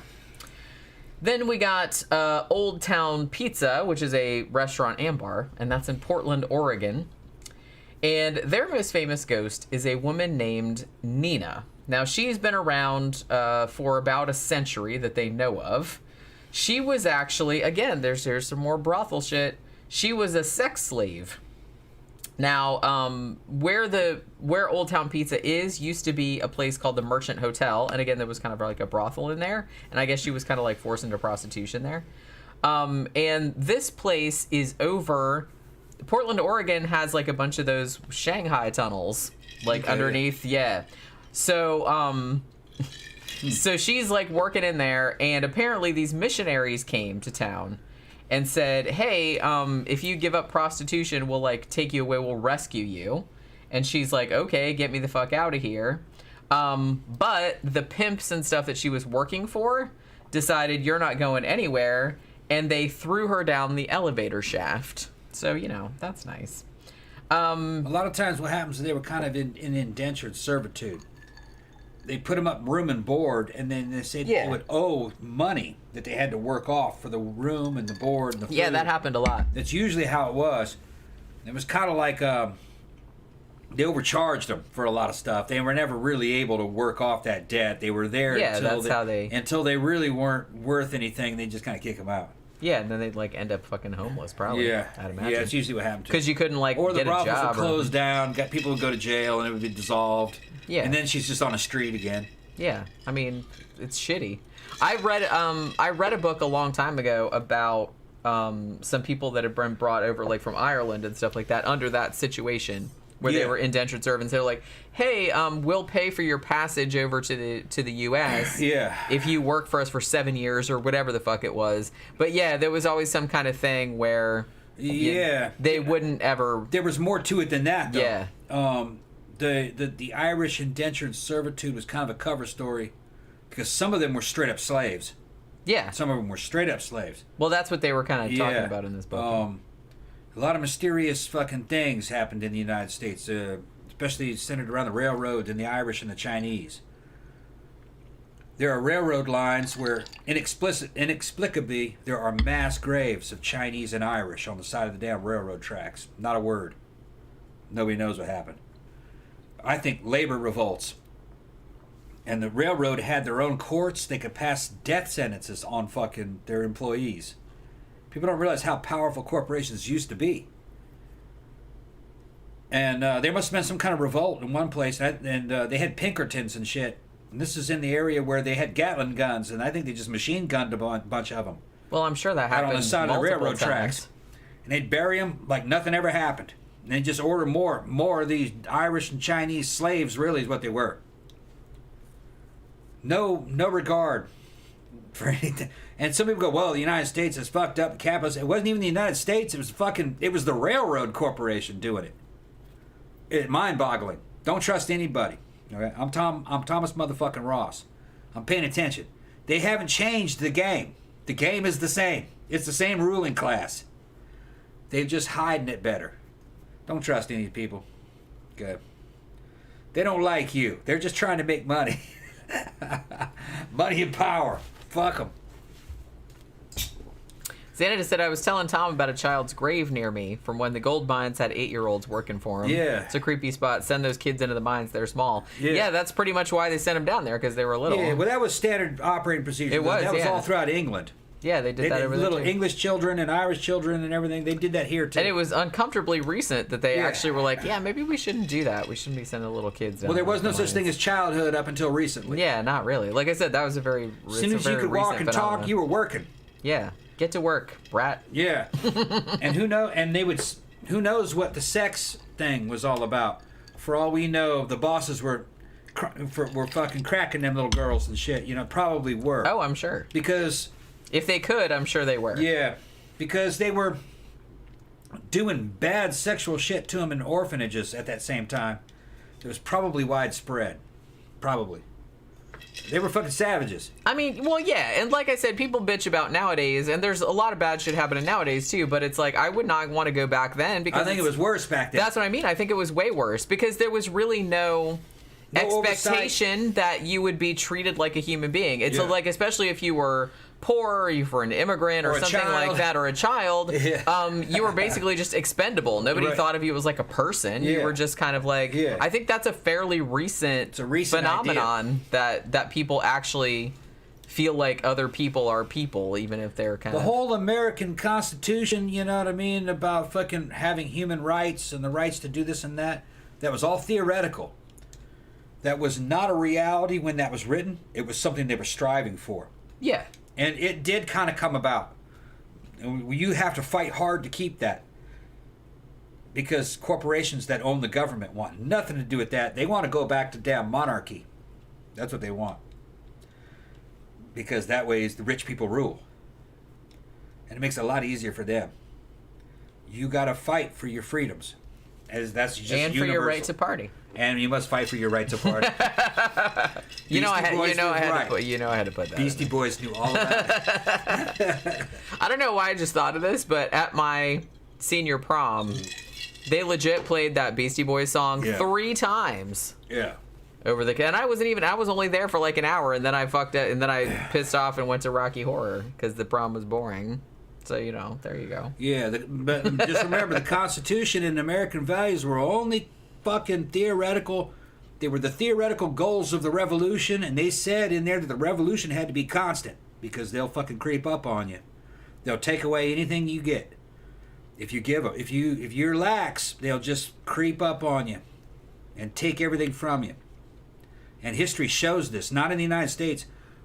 World history shows that. Humans are bad. Humans are talking monkeys. They have to be kept in check. Rich people are dangerous. You got to keep them in check. Poor people are dangerous too. Just look at television, you know. People are dangerous. But we all got to learn how to live together, how to fucking... You want to have a cool place to live and be able to do what you want without fucking other people over. And you definitely want these corporations telling you how to live. The railroads were the worst, really, in history.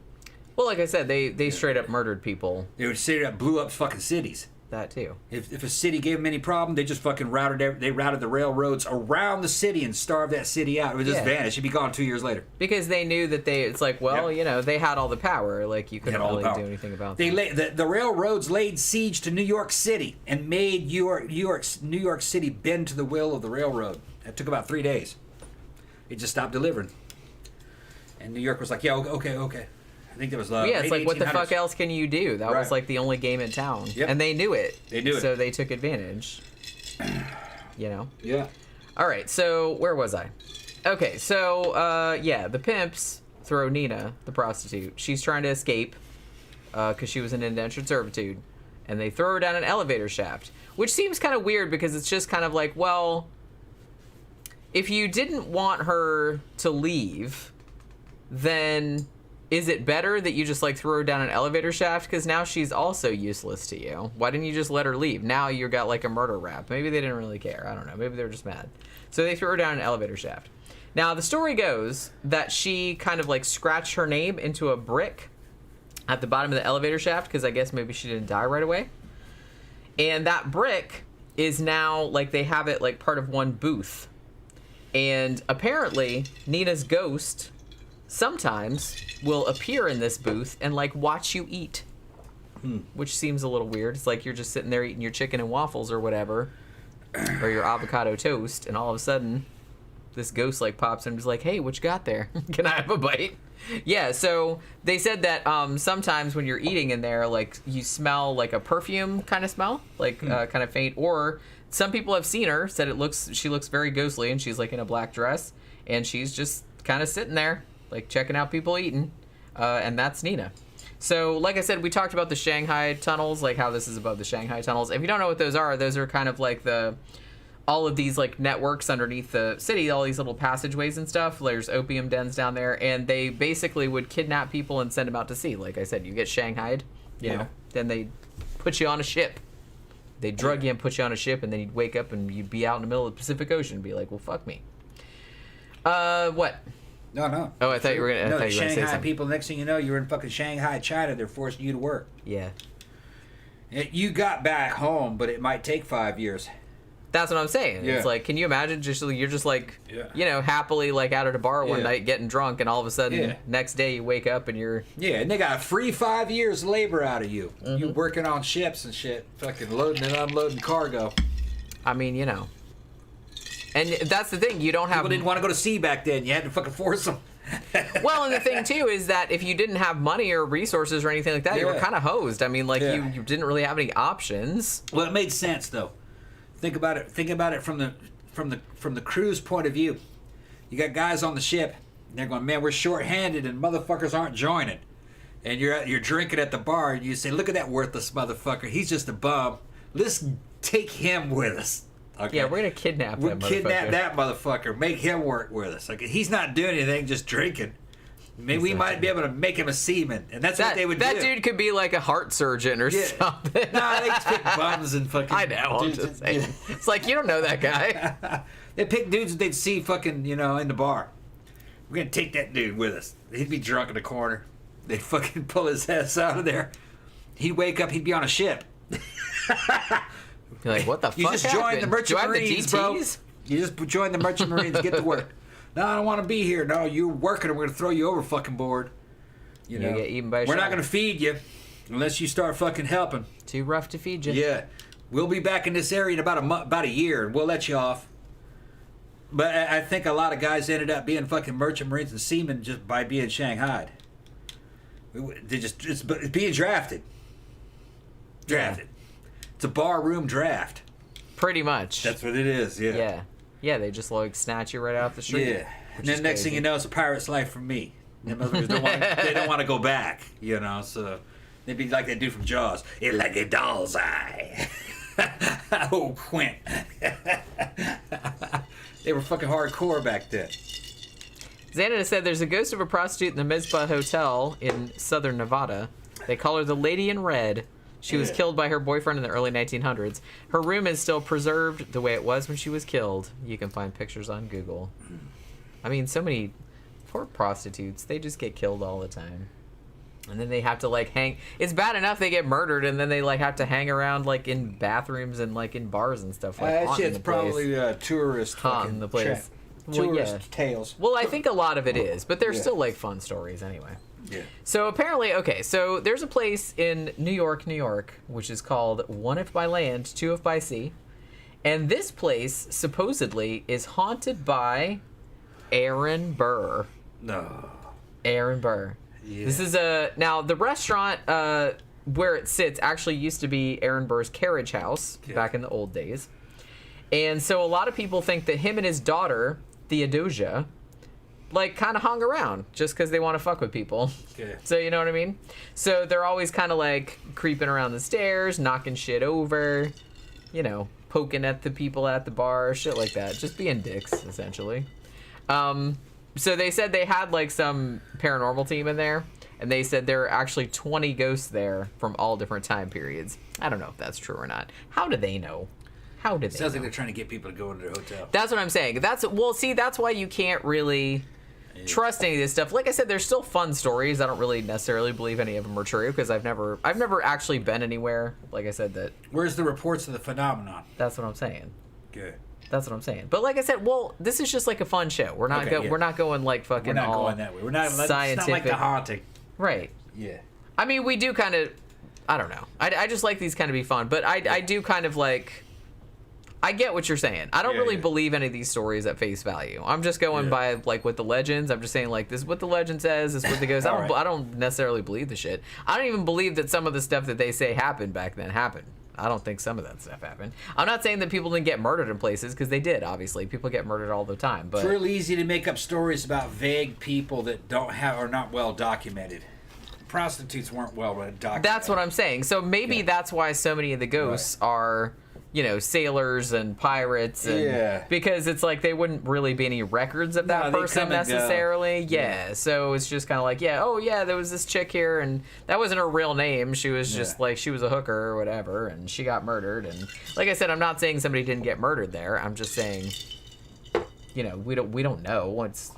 It was a long time ago. A lot of prostitutes didn't work under their own real names anyway. That's what I was just saying. And it's like, so that's why, maybe that's why a lot of the ghosts are prostitutes, Yeah.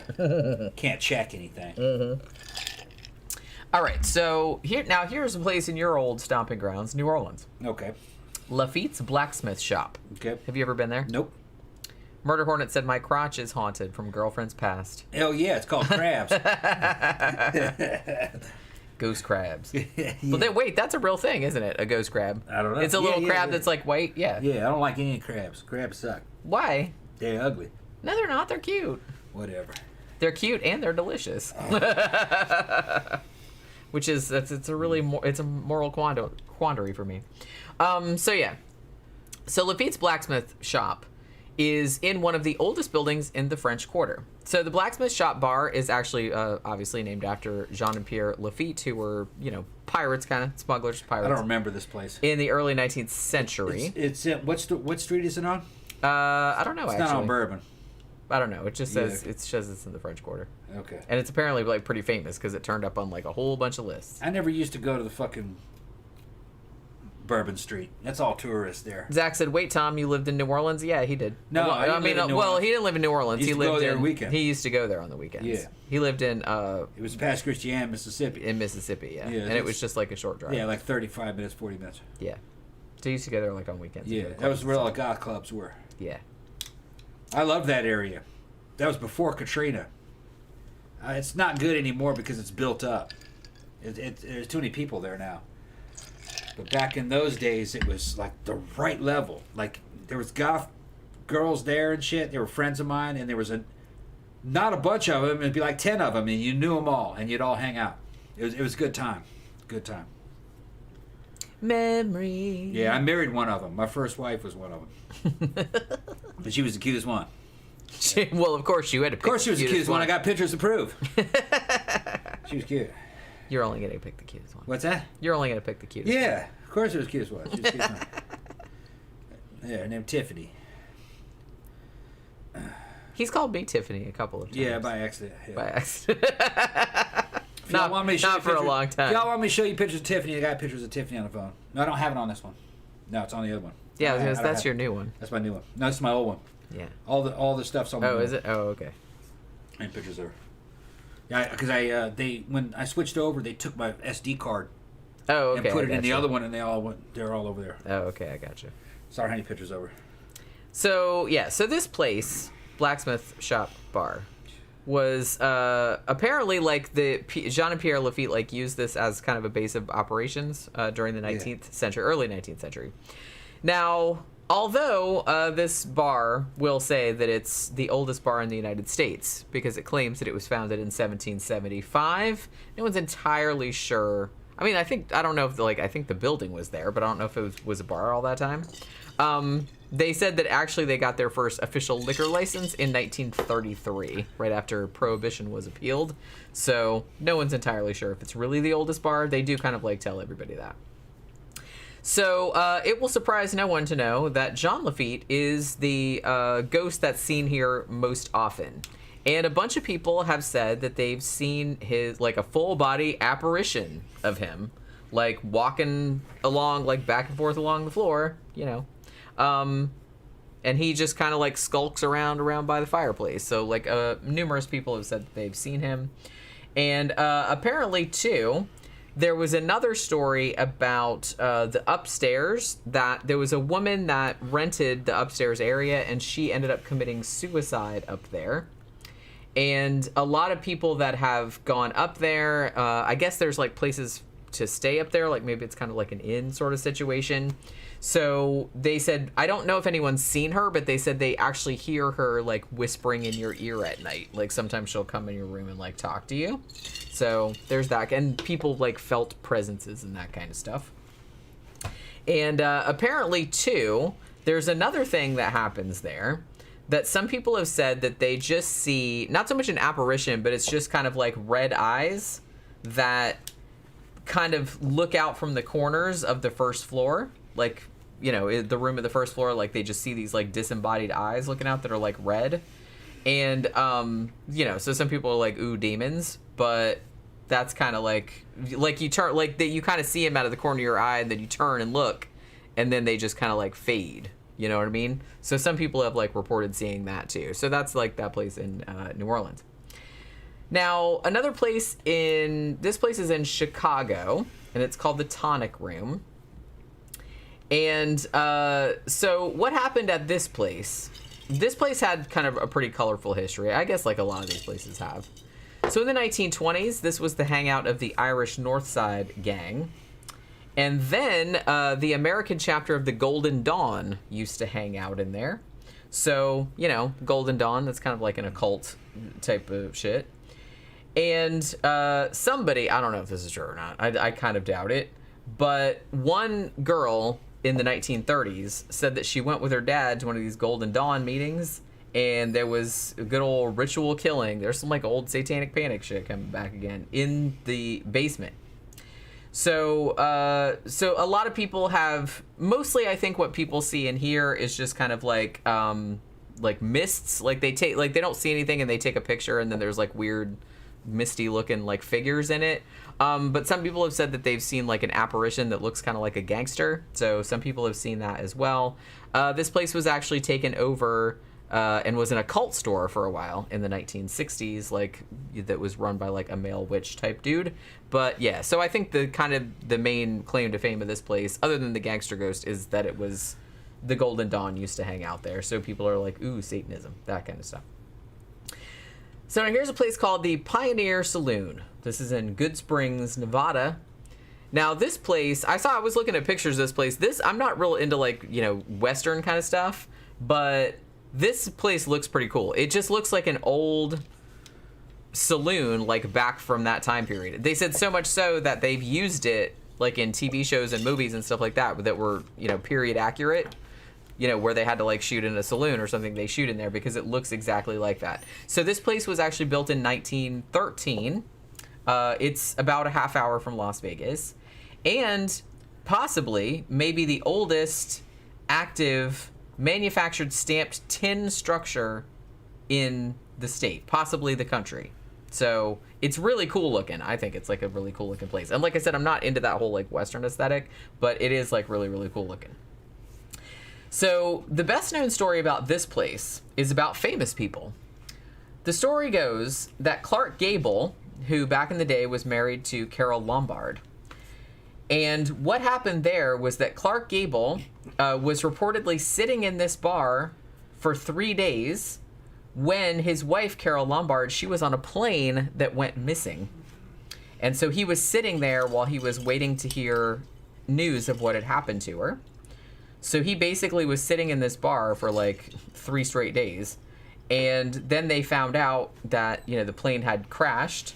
So he was in there too, found out. So to this day, they say that Carol Lombard's ghost haunts the ladies' room. Again, another ghost like haunting the bathroom. Why would you want to haunt the bathroom? Why would you want to haunt the bathroom? It was a place of socialization, I guess. I never really got that though, because I do kind of feel like there's I know how guys have this perception that it's like, oh, the ladies and they all go in the bathroom together and stuff like that, and like they talk, which you do sometimes. Like if you gotta like say some shit to your girlfriends that you don't want the men hearing, you go in the bathroom. But to be honest, in my experience, like a lot of women go to the bathroom like in clubs and stuff by themselves, so they don't because they don't want like weirdos like creeping up on them and shit. You got to go like in pairs and stuff. Me and Vadim Konyev, he was a fucking ex-Russian soldier that used to hang out in fucking Boston up at fucking band race. It was the goth club. It was the fucking weirdest shit. It was after the fucking Cold War. I got out of the army and moved to Boston and I started hanging out in fucking goth clubs. Soviet Union collapsed. I meet a fucking ex-Russian soldier in there who's gothic. He was infantry too. His name was Vadim Konyev. We became real good friends. He owned a computer fucking shop. He had long black straight hair. I showed her to Jenny. He goes, boy, he's cute. He looked like a Russian Antonio Banderas. He lived in a whole fucking house, like a haunted house full of fucking strippers that were also his sales agents also at his fucking computer shop. We were allowed in the girls' bathroom at Man Ray. We would go into the girls' bathroom with girls and make out with them and shit, fucking hanging out there for fucking 20, 30, 40 minutes and shit, and the girls would be coming and going inside the stalls, and they didn't even notice that we were in there. The castle was kind of like that, too. Yeah, it was fun, man. I mean, there were 2 bathrooms, but nobody really cared which ones you we'd be used. fucking sitting up on top of it. We'd be up They're on just like, whatever. the counter where the sinks were and the fucking glass and shit. Me and Kanye would be up there, fucking, and the girls would fucking light up a joint, be smoking weed inside the bathroom. The fucking girls' bathroom was fucking awesome. And only me and Vadim were allowed in there because we were so fucking Sorry, cute. I was just thinking like Pretty in Pink. It's like, what is this? What is this? You got a candy machine in here? Yeah. We're in a girls' They were bathroom. doing like the tampon We're machine. in a girls' I thought it bathroom. was the candy And they're in the machine. fucking stalls and shit, taking the leak, fucking yelling out and talking to us, fucking while we were up on it. Yeah, it was fun. Girls' bathroom. Girls' bathroom's a magical place. The girls' bathroom is maybe that's why so many ghosts haunt the girls' Yeah, bathroom. the girls' bathroom was a magical place back in the fucking Man Rays at the Goth Club. Honestly, like I said, that was one of the things that I always kind of liked about the castle was, I don't Yeah. know if it's still like this because I haven't been there in a while, but I think it probably still is. But yeah, like they had one bathroom was here, which was ostensibly the ladies' room, and then there was one bathroom here, which was ostensibly the men's room, but nobody, like, the doors were just open and like nobody really cared which one. I mean, you could go in there and buy clove cigarettes. It was like a chick sitting there that would like sell you them for $0.25 or whatever, and and nobody really cared. Like people are just in there putting makeup on at the bathroom, at the sink and at the mirror, and people are just in there. It was fine. Like nobody cared. But people making out in there, all kind of stuff. I hate public bathrooms. I don't get it. Yeah. I mean, it depends on where it is. No, that was at Man Ray's, man. But that's not public. That was like the Vault from New York, but it was Boston's version of the Vault. That was a cool club. It's gone now. That was back in the 90s. That's gone. Fucking, I was hanging out with fucking Switchblade Symphony, Tina Root, and everything. I didn't even know who they were. I didn't even know who fucking Switchblade Symphony was. Well, I heard them live, and I was like, yeah, that's a pretty good band. But I didn't really put two and two together. I really hadn't heard them yet. Yeah. Yeah. So poor Carol Lombard, she apparently like dies in a plane crash, and because she wasn't even in this bar. Yeah. Clark Gable was in the bar, like waiting, and then he found out that she had died, and then she gets stuck here haunting the ladies' bathroom, evidently. Also, there are, in the side of the building, there's a bunch of bullet holes where there was like a gunfight that took place there. So obviously, like a lot of the ghosts that were participated in the gunfight also haunt the place. And there are also two other ghosts that people have seen. One of them is an old guy who's like a miner. And the other one is another prostitute, a lady named Ruby, which I kind of feel like, yeah, Ruby, that's a prostitute name. Yeah, so she actually didn't even, I don't even think she might have hung out in the bar, but I think her thing was mostly like a hotel that was like next door that burned down. So maybe it burned down and she's like, well, I don't just want to like ghost around in this fucking ashes. I'm just going to go over here to this bar and like haunt this place. Not the bathroom though. That's Carol Lombard's place. But yeah, so it's like, so there's that. Now this place too, and I don't know if they still do this or not, but they do a haunted lockdown. So you can get locked in the saloon from midnight to 4 a.m. and see if you have like any ghosts, and they like provide, like, you got to pay obviously, but they provide like booze and food and all that kind of stuff. That sounds kind of fun actually. I don't give a shit if there's like any ghosts or not, but I don't know, that just sounds like a fun situation. If you had like a bunch of people going with you that, you know, you could like get all about ghost stories and all that kind of stuff, I think that'd be kind of neat. So, all right, here's another one from New York City. New York. The Ear Inn. Now, this is one of the oldest bars in New York City. Opened in 1817. And the building of the bar was actually, it's called the James Brown House. Not that James Brown. It's much older. And it's a designated historic landmark. So the original building was built in 1770 for James Brown, obviously. He was an ex-slave and was actually an aide to George Washington during the Revolutionary War. And this is the house that he went to like after he retired, that he had built after he retired. So he died in somewhere in the mid-1800s. And after that, like, his house kind of became other things, but it was mostly like just a bar. Now, it didn't really have a name, interestingly. They pretty much, I mean, they kind of, I feel like they brewed their own beer and whiskey, and then it was like a big hangout for sailors because the Hudson River was like right there. So they had like all these sailors coming in. So like I said, they didn't have a name for the place. It wasn't like a business. I guess it was just kind of like, hey, we got some beer. So everybody just came in there.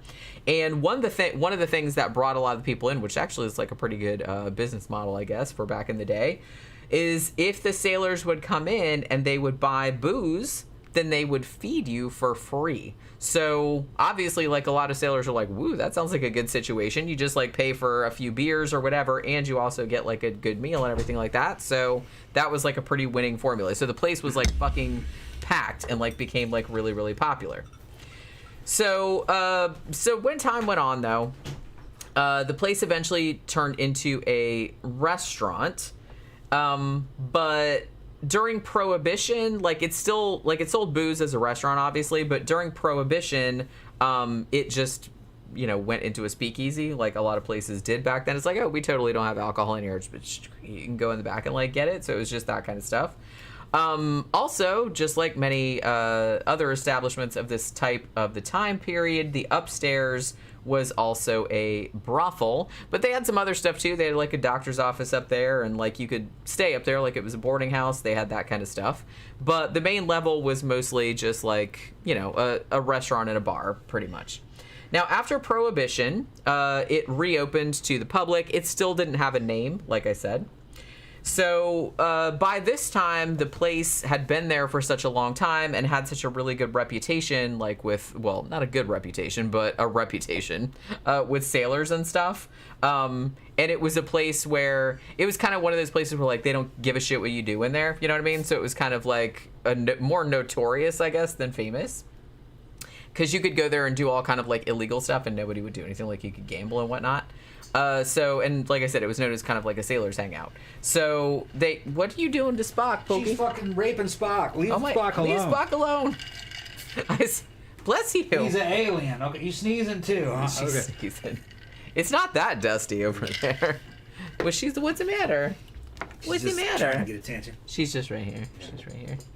What's the matter, baby girl? She's like, what is going on? I want to get up on What's up, Brian? Brian says he loves the show. We love you too, bro. Oh. Yeah, I'm still laughing at Rebecca saying I hate public bathrooms. I do too. It's like, I don't know why you'd want a hot one if you could choose it. I mean, gross. But, you know, whatever. You do you. I'm not judging. But, so yeah. They're in there saying that Deborah Harry liked that booger sugar. Oh, she liked that booze too. Yeah, why not both? I think it was Sophie said she saw Debbie just a couple months ago, and she said she was so drunk she couldn't fucking sing that people were just kind of laughing it off, at her show off. But yeah, she gets fucking loaded. There's some videos of her on YouTube, fucking, you know, it's just as like later years, like, you know, past couple years, you know, at hotels doing shit, and she's rapture, and she's fucking. She's like, whatever. Pretty. She told me everybody, whatever. I can't remember the fucking words. Yeah, she don't remember. Yeah, she's fucking drunk. It was a long time ago. Give me a break. Oh, yeah, fuck that shit. She probably sounds like me at the end of the show sometimes. Yeah. She's good shit. But the thing, she's Debbie fucking Harry, all right? It's just like, she's like, look, I was like right here at the forefront of punk rock. It's like, I'm an old lady now, and I don't give a fuck what anybody thinks anymore. I respect that. I respect that game. That's cool. My ex looked like a strange mixture of Debbie Harry in some photos, and in other photos she looked like Chrissy Hynde, which are totally two opposite women. But I think it's just Chrissy Hynde without Chrissy Hynde. Is that what it is? I thought it was Hynde. Hynde. Hynde. Okay, yeah. Without. She also look a little bit like Chrissy Hynde sometimes. I don't remember. I don't actually remember what she looks like. I mean, I know you had pictures of her, and I've seen her, but I don't exactly remember what she looked like. Sometimes she reminded me of either one, depending on. With the expression on her face, I gotta get more booze in there. I don't look like anybody except me. You just look like you. Yeah. I think I've said this. The only person that, and this is, I don't know why I remember this so clearly. The only time that anyone has ever told me that I looked like anybody in particular was back when I was in junior high, or maybe like the early years of high school.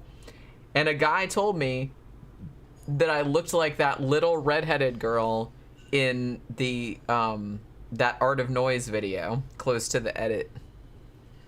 I was like, random? Okay. I mean, you have to think this was the 80s, so it wasn't like as random as it is nowadays, but... Damn. So it's like every time we were at iBar Barbarella, I guess, a couple weeks ago, and they played that song, and it's like every time I hear that song and like see that video, I'm just kind of like, some guy like back in the old days like told me I look like that. I don't think I do, but whatever. But you have to think like I actually do have red hair, like in real life. I dye it in real life, but my natural hair color is red. So I did actually have red hair like up until I was in my 30s. So yeah, so where was I? Okay, so this place got a good reputation among sailors, at least. Like, hey, you can just go there and boot. And like I said, it was another brothel. You go there, you can drink all you want, and then you get free food, and then there's hookers, and it's super fun. Hey, Pookie, I see you back there. And like I said, it didn't have an official name. So what they called it was the Green Door, because obviously it had a green door. That would be pretty weird if it had a red door and they called it the Green Door. So now I'm kind of wondering if that was like kind of a famous porn movie, right? Behind the Green Door, wasn't it? And didn't the Cramps write a song about that? But so maybe they took it from this, because this place is like kind of famous. So they just started calling it the Green Door. That wasn't its name, but that's just what they call it because it had a green door. And so then the late 1970s, I kind of love this story. I don't know why. So the late 1970s, the guys that took it over, they decided that after all this time, the place had been there for fucking 100 years at this point, and they're like, we're finally going to give this place an official name. And they decided to call it the Ear Inn. because all they did, it just had like the neon sign out front that just said bar on it because it didn't have a name. So they said what they did was they just kind of like knocked out the lights, like the neon tubes, like on one side of the B, so that they didn't come on. So it looked like it said ear. And they're like, well, that worked out pretty well because I guess they owned like a music magazine, which was also called Ear. So we're like, we're just going to call it the Ear Inn. And they did that like to kind of circumvent some laws because they didn't want to have to like go through all the fucking paperwork that you'd have to go through to like, you know, get like a formal change of signage. So they were just kind of like, well, yeah, it's that. It's bar unless you want it to be ear, in which case either one. They just didn't want to have to jump through all the hoops. So yeah, there was that. Now, this place has a bunch of ghost stories attached to it, as any place does that had this kind of reputation and had been around for this long. Now, it's probably its most famous ghost is just called Mickey the Sailor. Now, Mickey the Sailor used to come there all the time when he was alive. And when he wasn't away at sea, he pretty much spent all of his time and his money there. And the story goes that he loved this place so much that every time he was there and they were going to close it down, he would beg the staff to please stay open so he could just stay there all the time. He just never wanted to leave. It was like fucking Cheers in that way, I guess. Now, nobody knows exactly when Mickey died. One of the stories is that he had been away at sea for a long time, and then he's like, oh my god, I need some booze. So he runs into the Ear Inn or the Green Door or whatever the hell you want to call it, and he's just kind of like, oh my god, I need a drink right now. And they said he was like frothing at the mouth and everything. Like he really wanted some. He was a drunk, you guys. So he apparently had been so deprived at sea that he just kept drinking and drinking and drinking until he died of alcohol poisoning. Yeah. And that story says that he actually like died on the bar stool, and that his ghost just like kind of stayed there. So it's like he just like sits at the bar. I'm like, well, at least he died happy. He died doing what he loved. He's like, you know what? I love this place, so I'm just gonna drink and drink until I die, and then my ghost is just gonna sit here on this bar stool, and I'm just gonna like say, I was like, that's kind of sweet, isn't it? I think. I don't know. Okay, so that's one theory. I like that one. I'm gonna say I don't know. I think that's kind of cute. But I mean, it's not cute that he died of alcohol poisoning. If that dude died. But well, what? He's a vampire. He's still alive nowadays. Is it okay? It's not just a legend. Well, I don't know. I don't. Okay. Nobody. Like I said, nobody knows, right? Yeah. Yeah, he's a legendary dude. Yeah, I think he's a legendary dude. So I said if he died. Yeah. Yeah. That's the way you said it. Kinda make well, shit everybody up. dies. I'm just saying. It's like, you know. If that dude existed. Yeah. That's what I'm saying. So the other theory is that Mickey actually didn't die, wasn't away at sea, but he was actually at the bar in 1920 and was just doing his normal shit. And then he decided, for whatever reason, that he's going to go to his actual house, which, you know, unprecedented. And as he sort of like drunkenly staggered out of the bar, he got hit by a car and died. Man, we got 40 people in it. That's a huge audience for this show. Wow. Damn. Okay. Yeah. Thank you for showing up. So, I mean, this story is probably more likely, but not as fun. I just kind of like the idea that he just drank himself to death on the stool and then his ghost just stayed there. You know what I mean? Like, they took his body away and his spirit remained. And he's just like, I'm good. I'm just gonna stay right here. You know what I mean? The fact of him just like drinking and then being like, bye you guys, I'm gonna go home for a change, and then like, and then he gets hit by a car. I'm like, it's kind of depressing. I don't like that. But I mean, they still say he haunts the bar, but even though he died outside, like getting hit by a car. But I don't know. I like the alcohol poisoning theory better. So basically, the story goes that Mickey, however he died, is still haunting the shit. Now, he, ow. Sorry. Why are you kicking me? Yeah, it was an accident. God damn. Senator's getting stoned listening to your tell stories. Listening to Jenny tell stories. Yeah. So, what he does is, in the afterlife, which is maybe not so cute, he's decided he's gonna become like a sexual predator. So, the waitresses walk by, and he takes his little cold ghost hands and like pokes at them, or like grabs their butts and stuff like that. Also, women that have actually stayed in the inn, because I said there's like an inn upstairs, like, you know, where like a little hotel kind of situation. And women that have stayed up there said sometimes they'll wake up and there's somebody like in bed with them, but they don't see. So Mickey's he's being kind of like, so like I said, maybe not so cute. Okay, look, I want to show you guys a photo. This is from Patrick. All right, Patrick. Oh, shit. Patrick's making a couple bracelets he's going to sell, and he goes, thanks for the inspiration, guys. Fucking, he's prepping for 13 o'clock, and this is what they're little necklaces that say "I love boobology." I love boobology, and it's gonna be like for him and his girlfriend. All right, I love boobology. Shit, that's a shirt that I should make. I should make like I should make an Institute of Boobology shirt. Yeah. Or maybe, and I should make you a business card. Yeah. Tom Ross, Institute of Boobology. And there's Patrick. I'm CEO, just gonna show Institute of Boobology. There's Patrick. Okay. John Gore said, was Mars Bar in New York City covered yet? I didn't do that one. I've been there, though.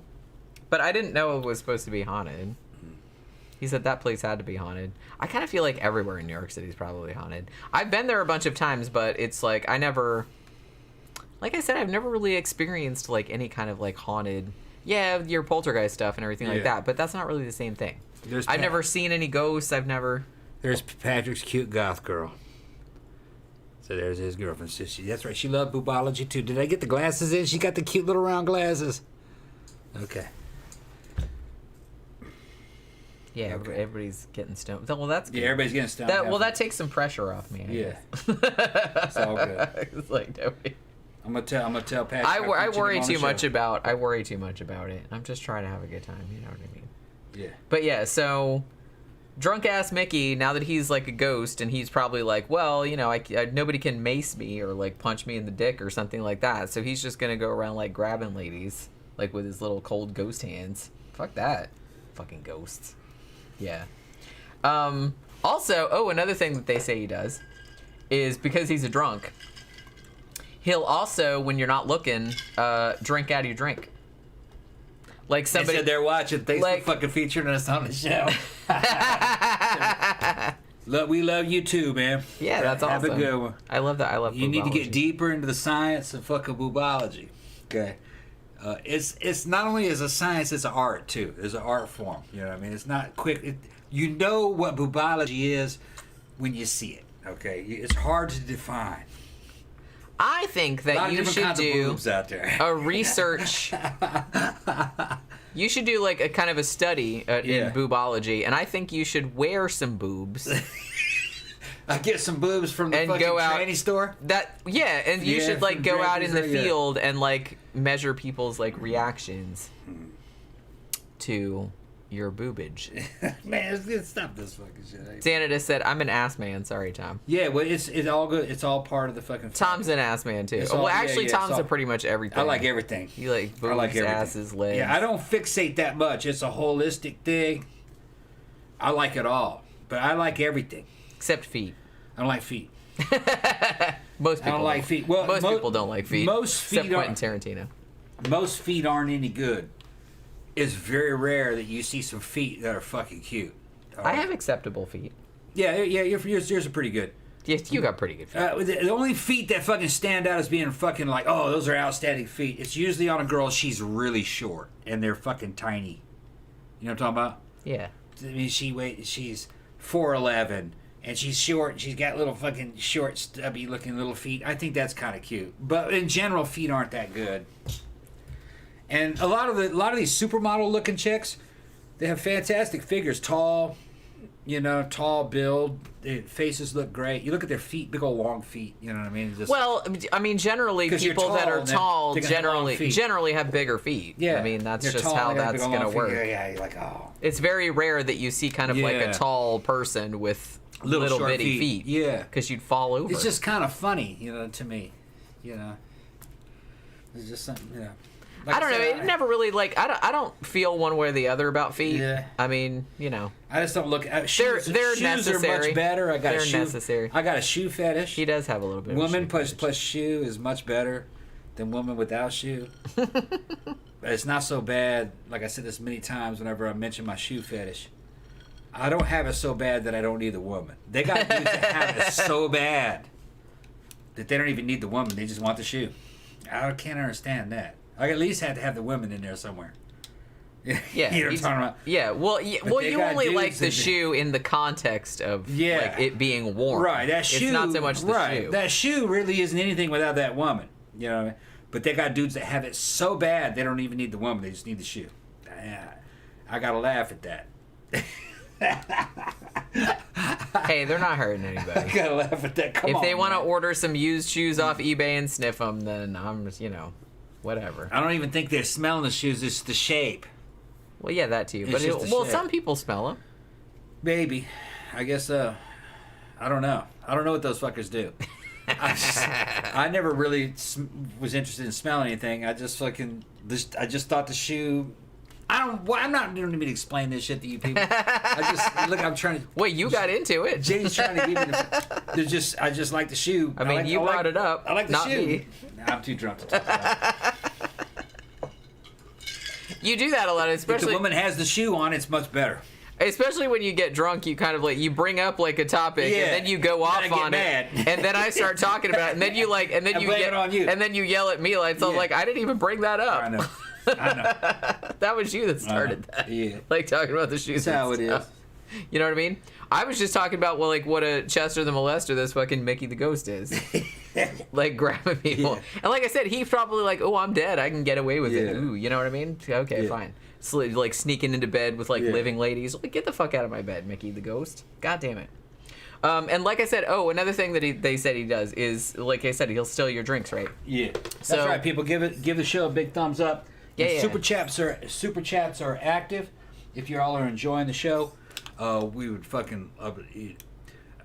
I would love it if you'd show the appreciation. I'm passing around the collection plate to give Jenny a tip for the hard work she's done today to do this entertaining show, writing down all these damn fucking notes and everything. This girl's working hard. Go ahead and give us a super chat, people. Give us a super chat. I'll make her pop her titties out.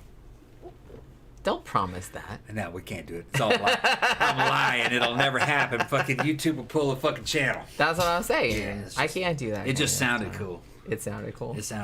Yeah. People are like, hey, now they're going to sue us. It's I didn't get what I paid for. No. God damn it. No. But, yeah. So this motherfucker, like I said, he won't even pinch your, it's not bad enough that he'll pinch your girlfriend's butt or whatever, but he'll also drink your shit. So they said that a lot of times, people order a drink and put it down on the table and then turn their back or something, and then they'll turn back around and all the shit's gone, most of it's gone. And they said that a lot of fights break out at the bar because they're to their friend, you bitch, did you drink my shit when I was back was turned? But apparently the ghost is doing it. I don't know if I buy that or not, but it's a fun story anyway. So yeah, there's kind of this whole thing about that, him drinking your shit. Now, apparently what happened here too was that I guess this guy has been seen, this ghost has been seen at some point. There was a story in 2014, and a waitress that worked at the bar, her and her boyfriend had actually been staying in one of the rooms upstairs, and she woke up in the middle of the night, and she said her boyfriend was staring into the corner, really intensely focused on something, and she's like, what the fuck are you looking at? And he said, I'm just saying hello to the strange man standing in the corner. Damn. Which, man, if I woke up in the middle of the night and you said that to me, I'd probably wet my pants. That's creepy. That's creepy. But yeah. They don't know if that was Mickey or not, but that seems that's kind of the ghost that everybody talks about. So yeah, so that was the ear in New York City, a short walk from Greenwich Village. So if you want to go there and check it out, then that's where it is. White Horse Tavern, Newport, Rhode Island. Now, this is the oldest tavern in Rhode Island and the oldest continually operating tavern in the United States and the 10th oldest tavern in the whole entire world. Opened in 1673. So this is actually is a National Historic Landmark. Now, it was actually originally built as a house for a person named Francis Brinley in 1652. and was transformed into a tavern, as I mentioned, in 1673. So a bunch of like different, because it's a tavern, and back in those days, all the kind of councils and stuff like that would always meet at taverns and coffee houses and whatnot. So there was a lot of like local politics going on there as well. Now, one of the stories about this place was that in the 1700s, there was a guy who mysteriously died in one of the second floor rooms of the tavern. Now, conveniently, nobody knew what the guy's name was or where he came from or how he died, although they think that he maybe died of smallpox, which was, pretty common around that time. And for many decades after that, people who came to the bar or stayed at the inn would start saying that they saw this guy who was like dressed in colonial-looking clothes hanging out by one of the fireplaces and also haunting the men's bathroom. What is with these ghosts and bathrooms, man? You're trying to make some money.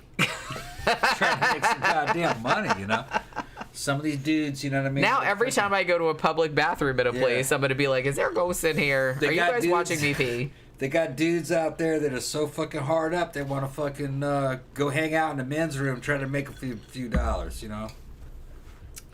It's sad. It's sad. Even when they're a ghost. Yeah, and they're straight too. They could go. Well, they just need we the don't money know. so bad. We don't know if they're straight or not. Well, they this need was the 350 years ago. They need the money so bad that they're going gay for pay. Yeah, gay for pay. They're gonna suck for a payday. That's what they're doing. I don't know. Pretending to be gay. I don't know how much suction you could get as a ghost. What are the physics of the situation? It's metaphysical. I think too much about this kind of stuff. You're thinking, why are you thinking so much? This is fucking dumb shit that I fucking say out of the fucking blue.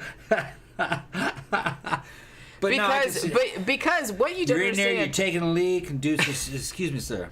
Are you okay? Wait, are we talking about a real dude or a ghost dude? Both. Oh, okay. He's alive and dead at the same time, like Schrodinger's bathroom creeper. You asked. I'm a fucking. Excuse me, sir. And I said, "How you doing, man? What's up?" He says, "Is there anything I can do for you?" So what do you mean? Do you need some toilet paper? So you want me? What you do? And I look at him like, "Your hands clean?" And he's like, "Yeah." And I said, "Go ahead and shake it for me. Go ahead and shake it. Shake it off like that." So okay, hand me the towel over there. Go ahead and wipe it. Shit. Hold on. I don't want it to fall in the pants. You shit like that. I mean? You're doing that kind of shit. Are you gonna give him a tip? Yeah. Is it a ghost tip? No, real. You could just like pretend that it's money, and then it falls through. 75 cents.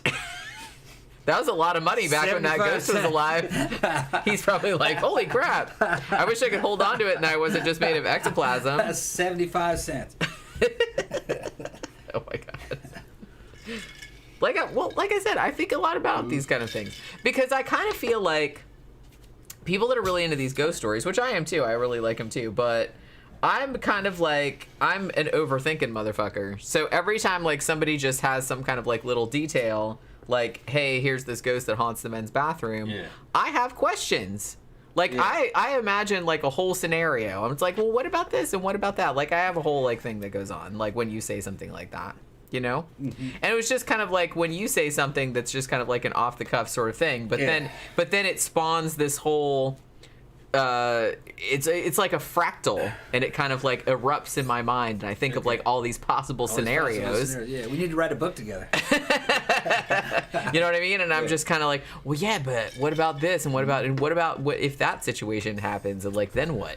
You know what I mean? I was just thinking about the men's room and a dude trying to fucking shake my dick, forget the last drops out. That's all. And then you want to read into it too much. You know what I mean? It's just 75 cents. Well, that's why I'm a his writer hands were and clean. you're not. His hands were clean. It was all right. It's like a medical procedure. Well, his hands were ghostly. So you don't know if they were clean or not, like because maybe like cleanliness doesn't apply in the ghost world. It's like the doctor grabbing your nuts and fucking making you cough and shit. That's all it is. It's like that. You don't want to take it personally.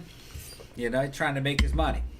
You know, it's ghosts like are very impersonal. It's a royal treatment, you know. John Gora said the bathroom attendant thing is a strange tradition. Always made me nervous. God, I hate that. Yeah. Honestly, I've only encountered that like a few towels and shit. Yeah, and I'm like, look at the fuck out of it. It's a grift. Yeah, of course. You don't need anybody in the I mean, bathroom. I've had that happen, like, a couple times. Like, I think when Yeah. we were at that, like, horror convention and, like, you go in the bathroom there. What? Next time I see a bathroom attendant, I'm gonna be in the urinal taking a piss. I'm gonna ask the dude, say your hands clean. Yeah. It's because it's usually a big old black dude. Your hands clean. I mean, I don't Come over here and really- hold this for me. That I mean- motherfucker trying to beat my ass. Probably. What? What do you say? 95% of the public bathrooms in America, people can grift. are absolutely fine Yeah. going to the bathroom and washing their Yeah. hands and getting their own towels. Yeah. Like, last look- time I saw that shit. Remember last time we saw that shit? Thank Was you, it- Next Dimension Media. Thank Hey you. guys, great show tonight. Thank you Thank very you. much. Thank you for Talking finding- about bathroom ghosts. Bathroom ghost. Last time I saw the bathroom attendant, that was at.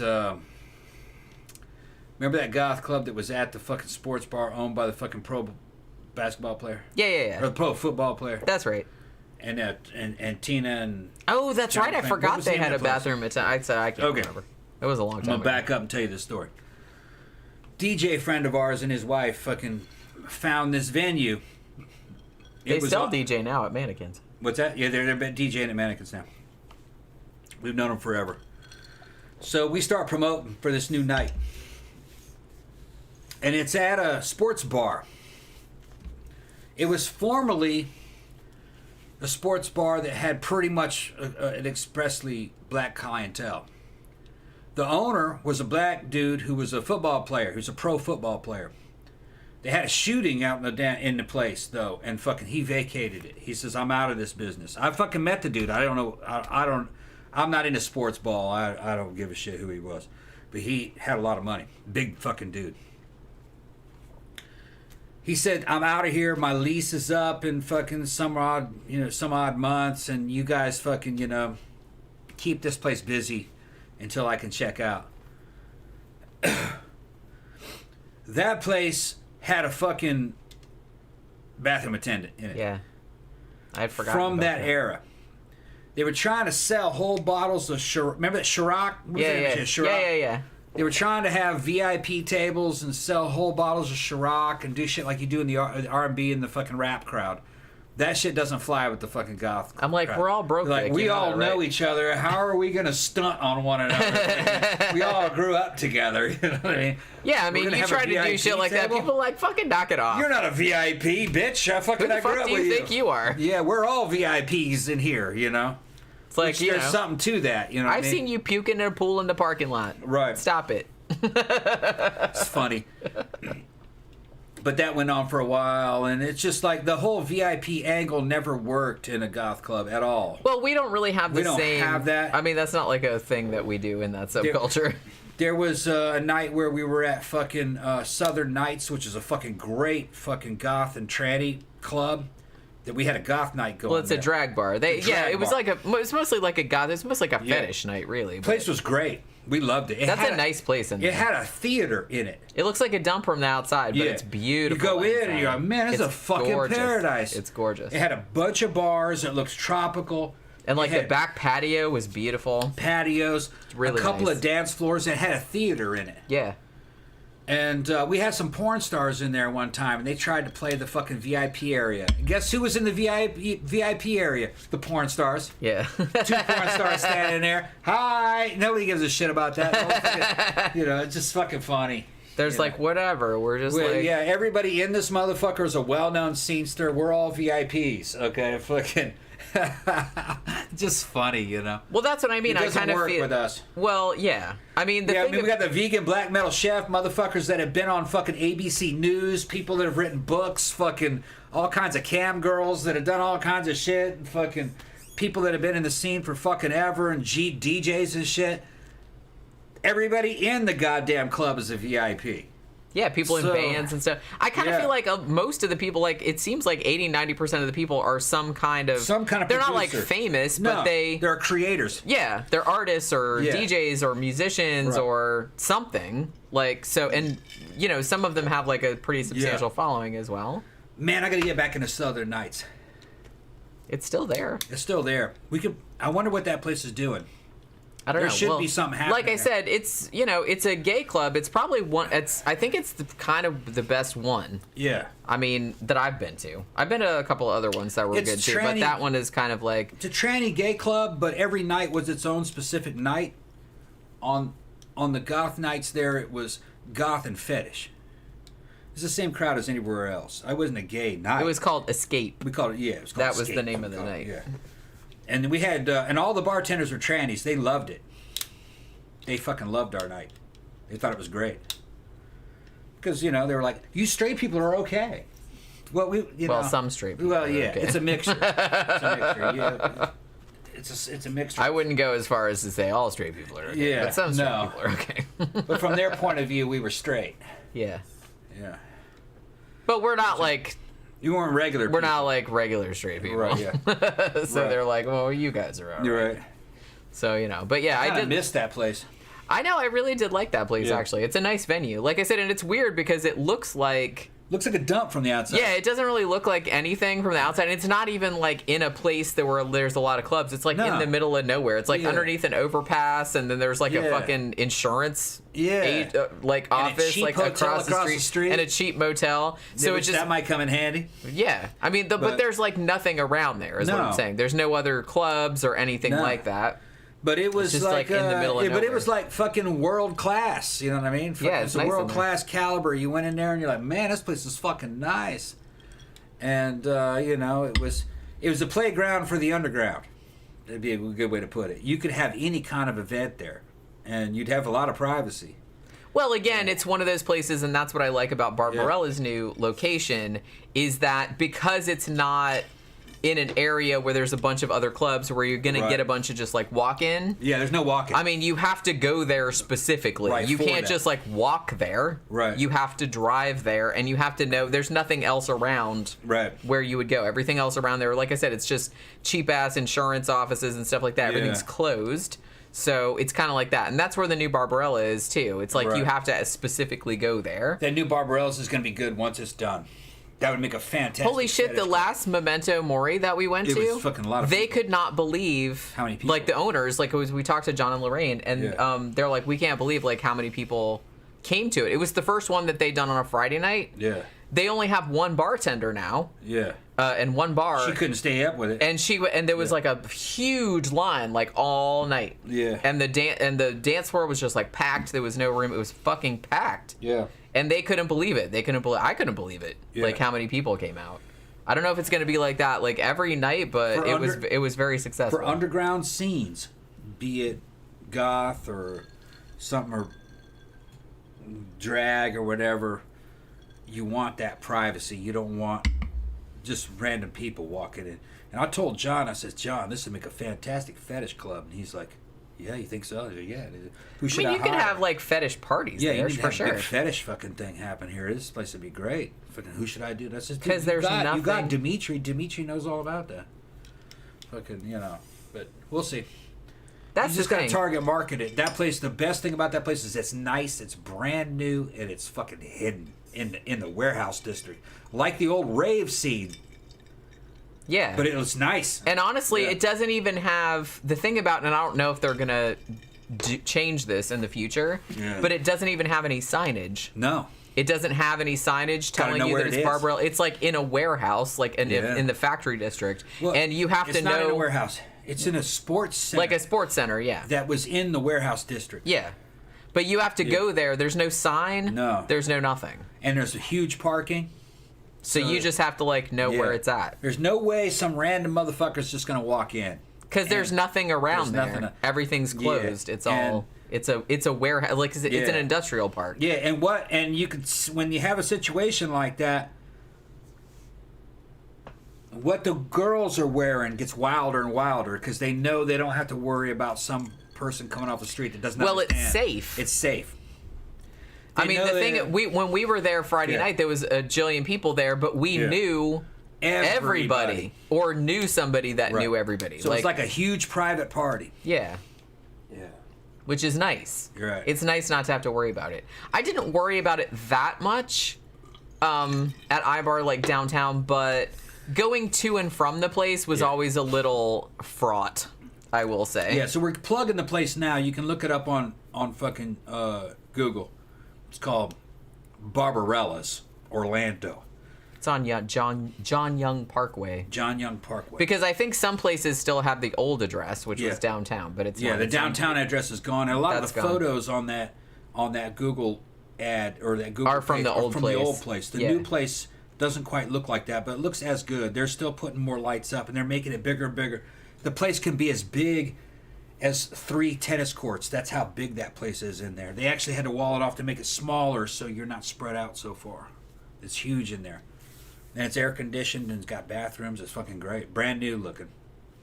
It's good. Yeah, I feel like it hasn't been there that long. No. Like, they're working It was on some it. kind of fitness thing. They were doing badminton in there during the day, but he's just doing it at night in there. Yeah.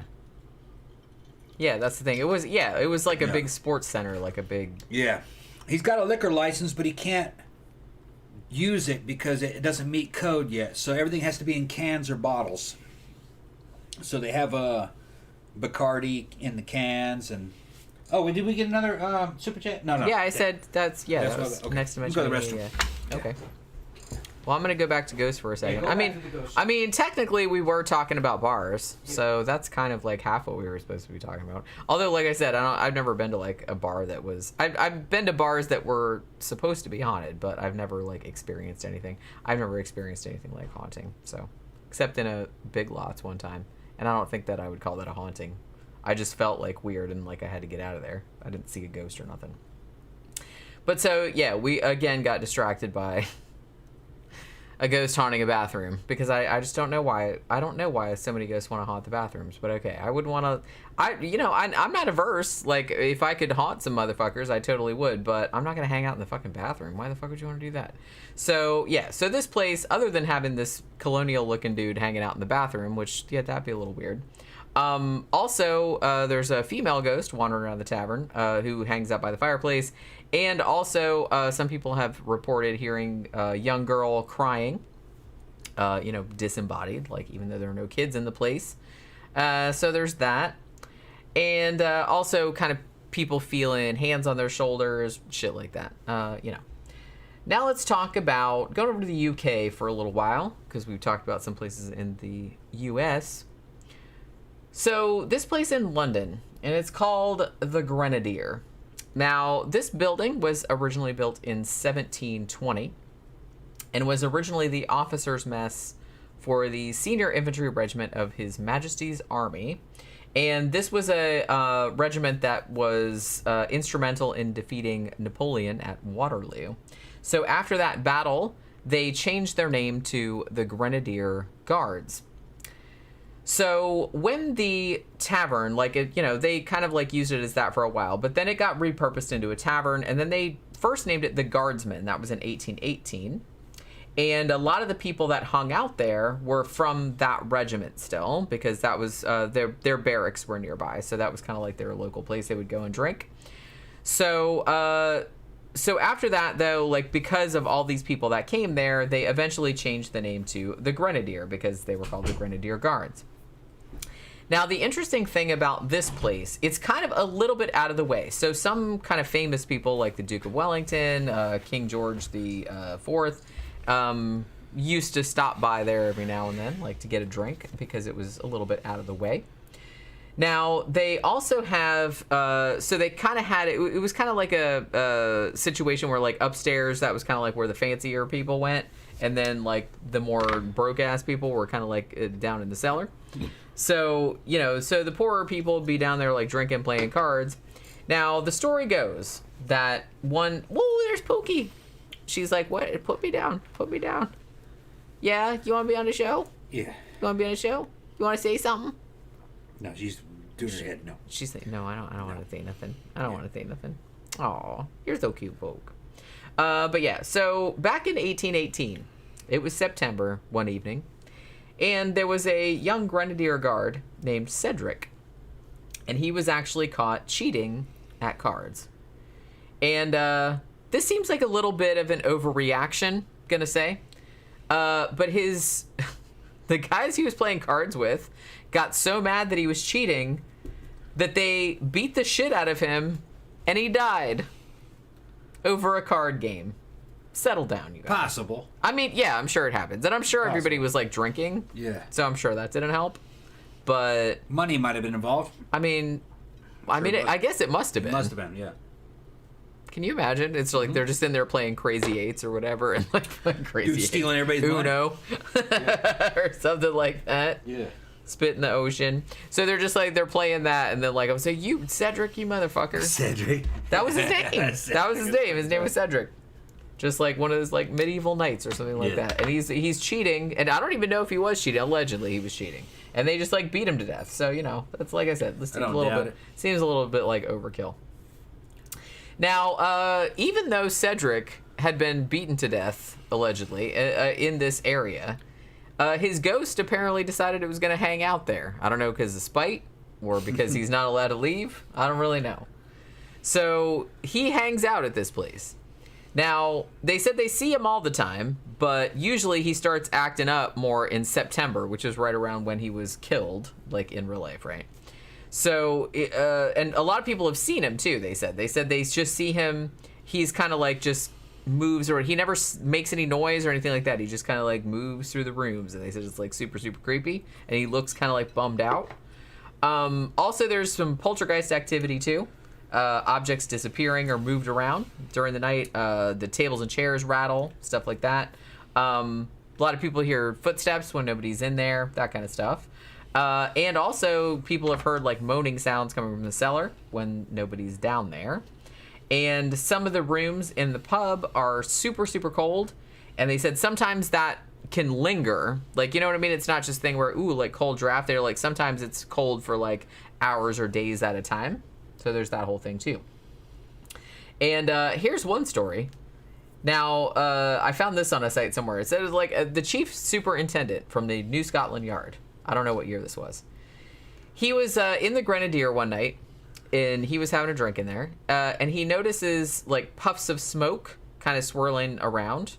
So he kind of reaches out to see like where the smoke is coming from, and something burned him. Like, he was like that, like, what the fuck is all this smoke? And he was like, ow, god damn it. He'd been burned by a cigarette, but there was nobody there. So it was like the ghost was, like, sitting there smoking, but then, like, the cigarette was real. So, yeah, that's one story.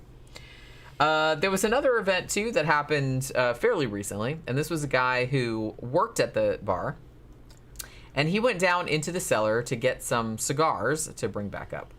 And when he was down there, he said, fuck it, I'm going to stop and have a cigarette. So he just like stops to have a little cigarette break.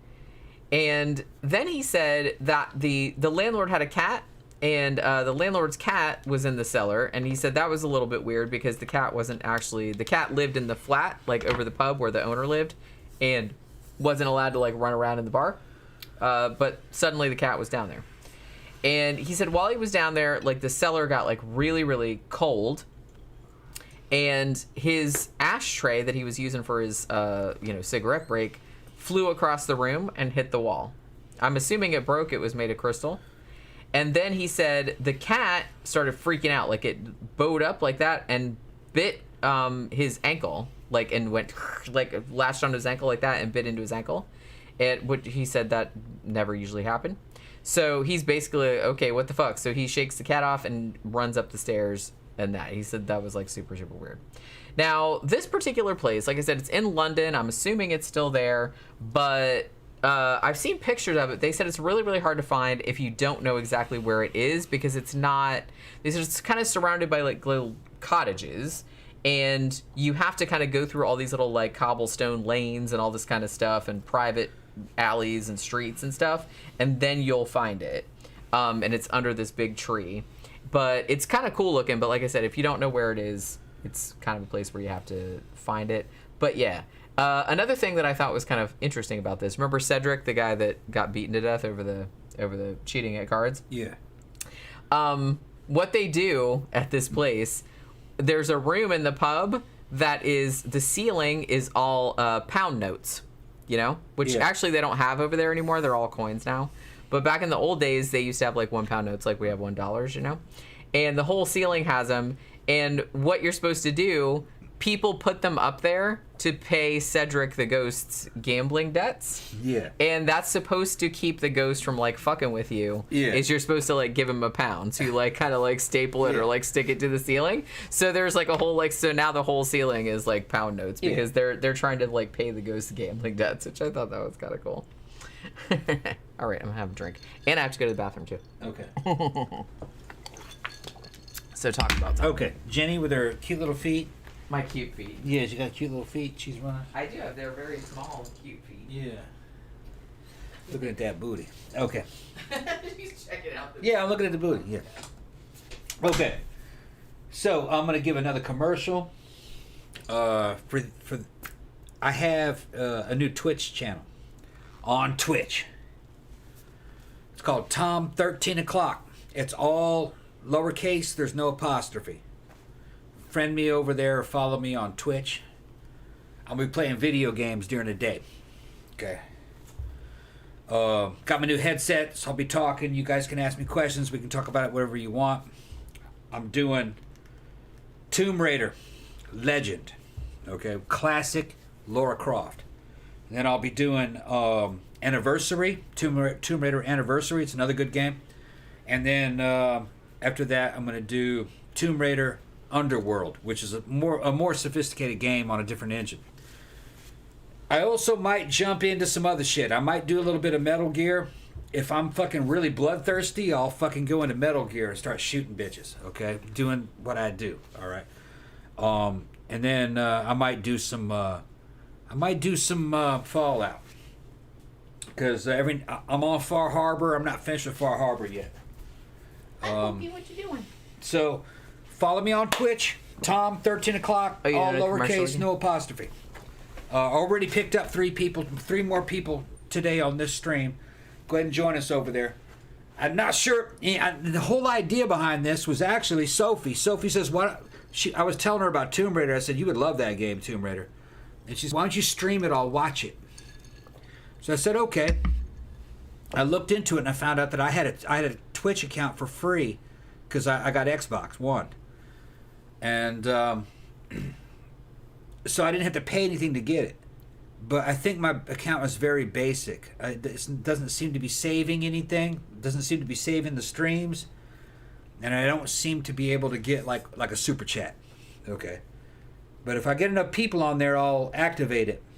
So, and I may even be able to activate some kind of feature. I'll look into it so where we can talk audio instead of chat. I can read the chat through my fucking tablet. Okay, so if you guys are talking to me, I can see it and I can talk to you. But so far, did a test trial run today and had fucking 5 of y'all in there. Zach was there and fucking, we had a good time. I only did it for about 45 minutes. They knew it was a trial. I said I'll be back soon. So I may be back. I may be on there tomorrow. We'll see. Probably tomorrow. Yeah, I mean, you could just like stream all the time. Yeah. While I'm in here recording videos and whatnot. Yeah, because I get fucking wrapped up in YouTube, watching these other motherfuckers on YouTube, which I understand YouTube's addictive, but I got to get off of it and have some stimulation. And I love Tomb Raider.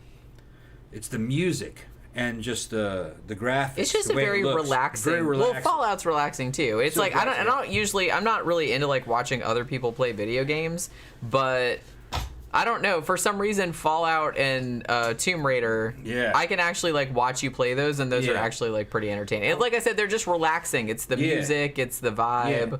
I was in Tomb Raider Legend. I was in Croft Manor, and fucking Zach goes, "Man, the music is so relaxing. I love this music. Fucking, I could listen to this all day." It's like me too. It is very relaxing. Yeah, I like it too. The Tomb Raider soundtrack. I don't play it myself. Anniversary's fucking good too, and so is Underworld. Underworld's really good.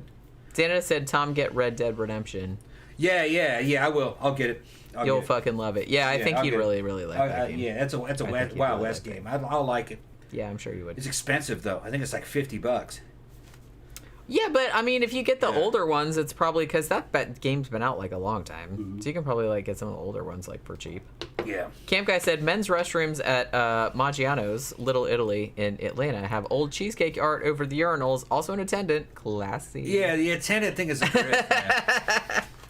That's what I mean. I don't get it. You towels. And it weirds me out. I was like, I don't want somebody like just that's in there. I mean, that's like the worst job. Well, that's not the worst job ever, but it's one of the worst jobs ever. It's just a grift. It's something you give to your friend so he can make some. It's like, why do you just want to hang out in the bathroom like for however long your shift is, 6 hours, 8 hours, and you just got to stand there and like listen to people like pooing and farting. Yeah, it's not classy. That's not classy. I mean. That's 60s and 70s. I don't need somebody to hand me a towel. Thank you. I can see where the towels are. I don't want somebody like looking at me. It's old school 60s and 70s. Like wanting a buck. It's old school 60s and 70s nightclub shit. It's that's not classy. No. It's just creepy. No. Yeah. Like I said, I don't really like the idea of somebody just like lurking in the bathroom and then like there you go, sir. There you and go, then like sir. wanting money. I was like, okay, get off. I can handle this. I'm an adult. It's just an artificial. I know. It's an artificial. I don't need your help. Stop. Of that you're in a classy joint and you're being pampered. That you can't piss and wash your own goddamn hands. That's what I'm saying. And it's then like you can't put. I don't know. Would you like some cologne for the three? I'll put some cologne on. You know what I mean? Come on. I came with my own cologne. All right. I'm wearing fucking Obsession, okay? I don't fucking want your fucking $2 cologne, all right?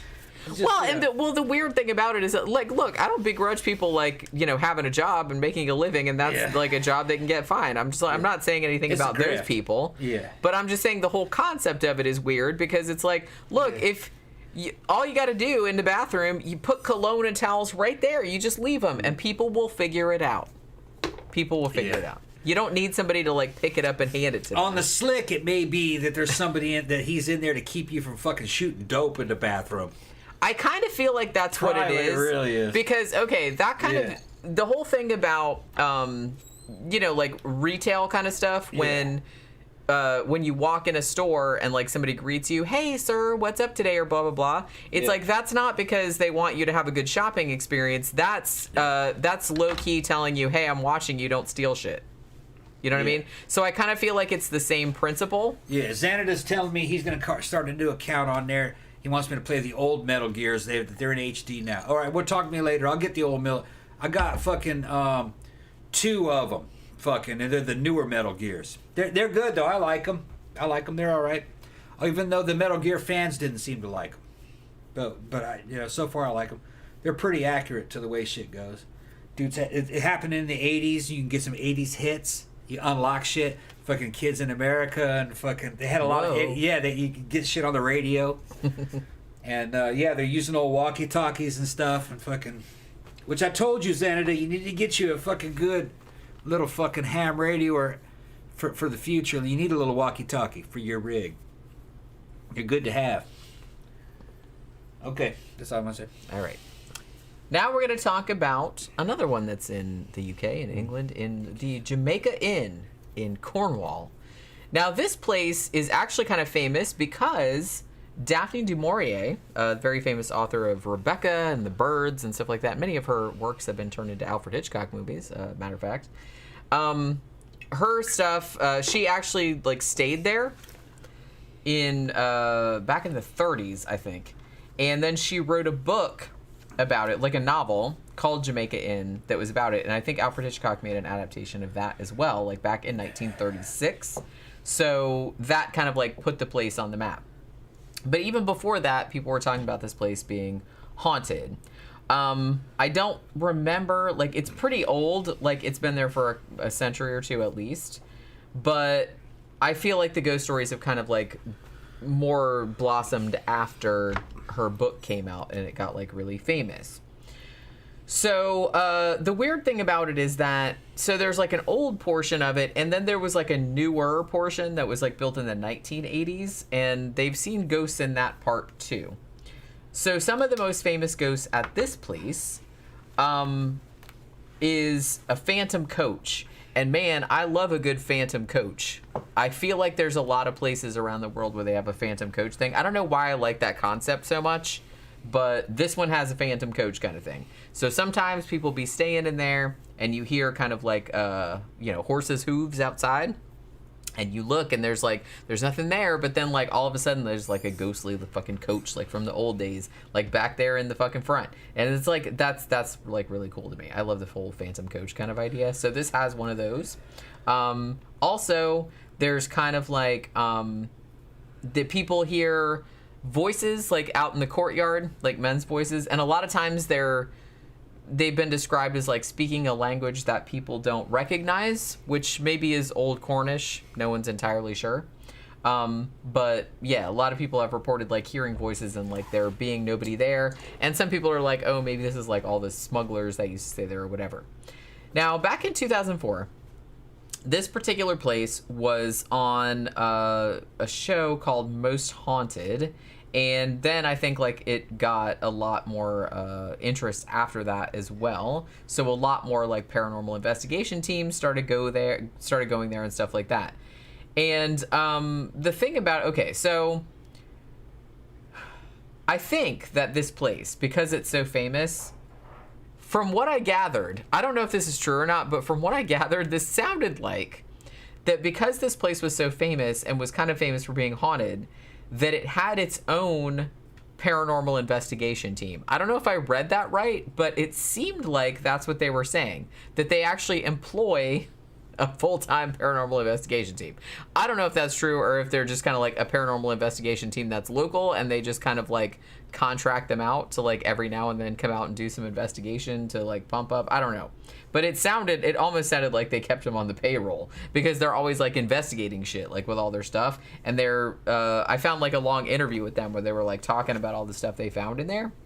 So I don't know. I don't know if they're like on the payroll all full time. That would be like really weird. But yeah, so what I'm saying.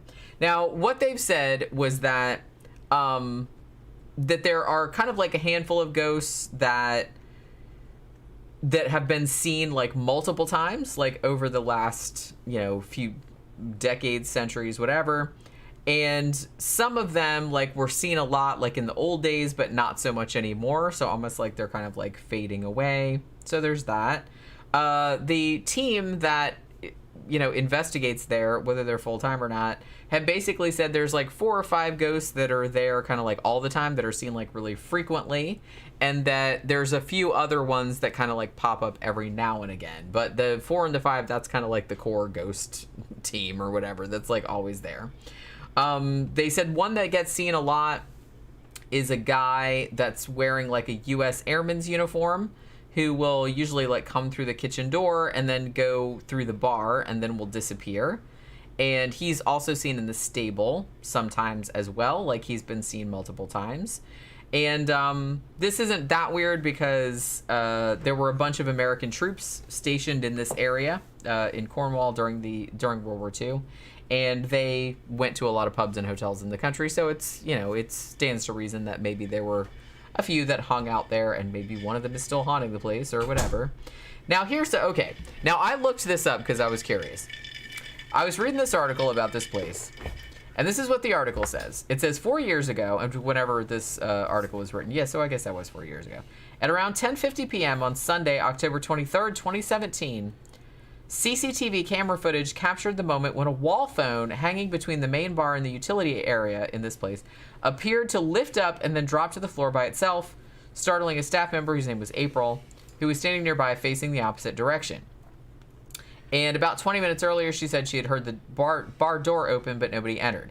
So I was like really curious. So I was like, I got to see this CCTV footage. So I looked it up and somebody put it up on YouTube.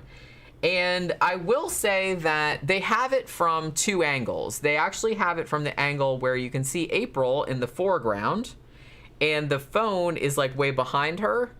And you can see there's no sound to it, but you can kind of like see. I didn't actually know what I was looking at first from like that angle because it seemed like the phone came off, but all I could see was like this weird movement like behind her and she like turned around like, what the fuck? Like that. But then when they showed it from the other angle, it was much, much clearer. I couldn't tell though if the phone just fell off or if it flew off. It was pretty weird looking, but I don't know if it was like definitive. It could have just been one of those things where maybe a truck went by and it just like jogged the phone off of the hook, you know what I mean? I don't know. I was kind of like, I can get why people thought it was like weird. It was kind of weird looking, but I don't think it was so weird looking that it was like inexplicable. You know what I'm saying?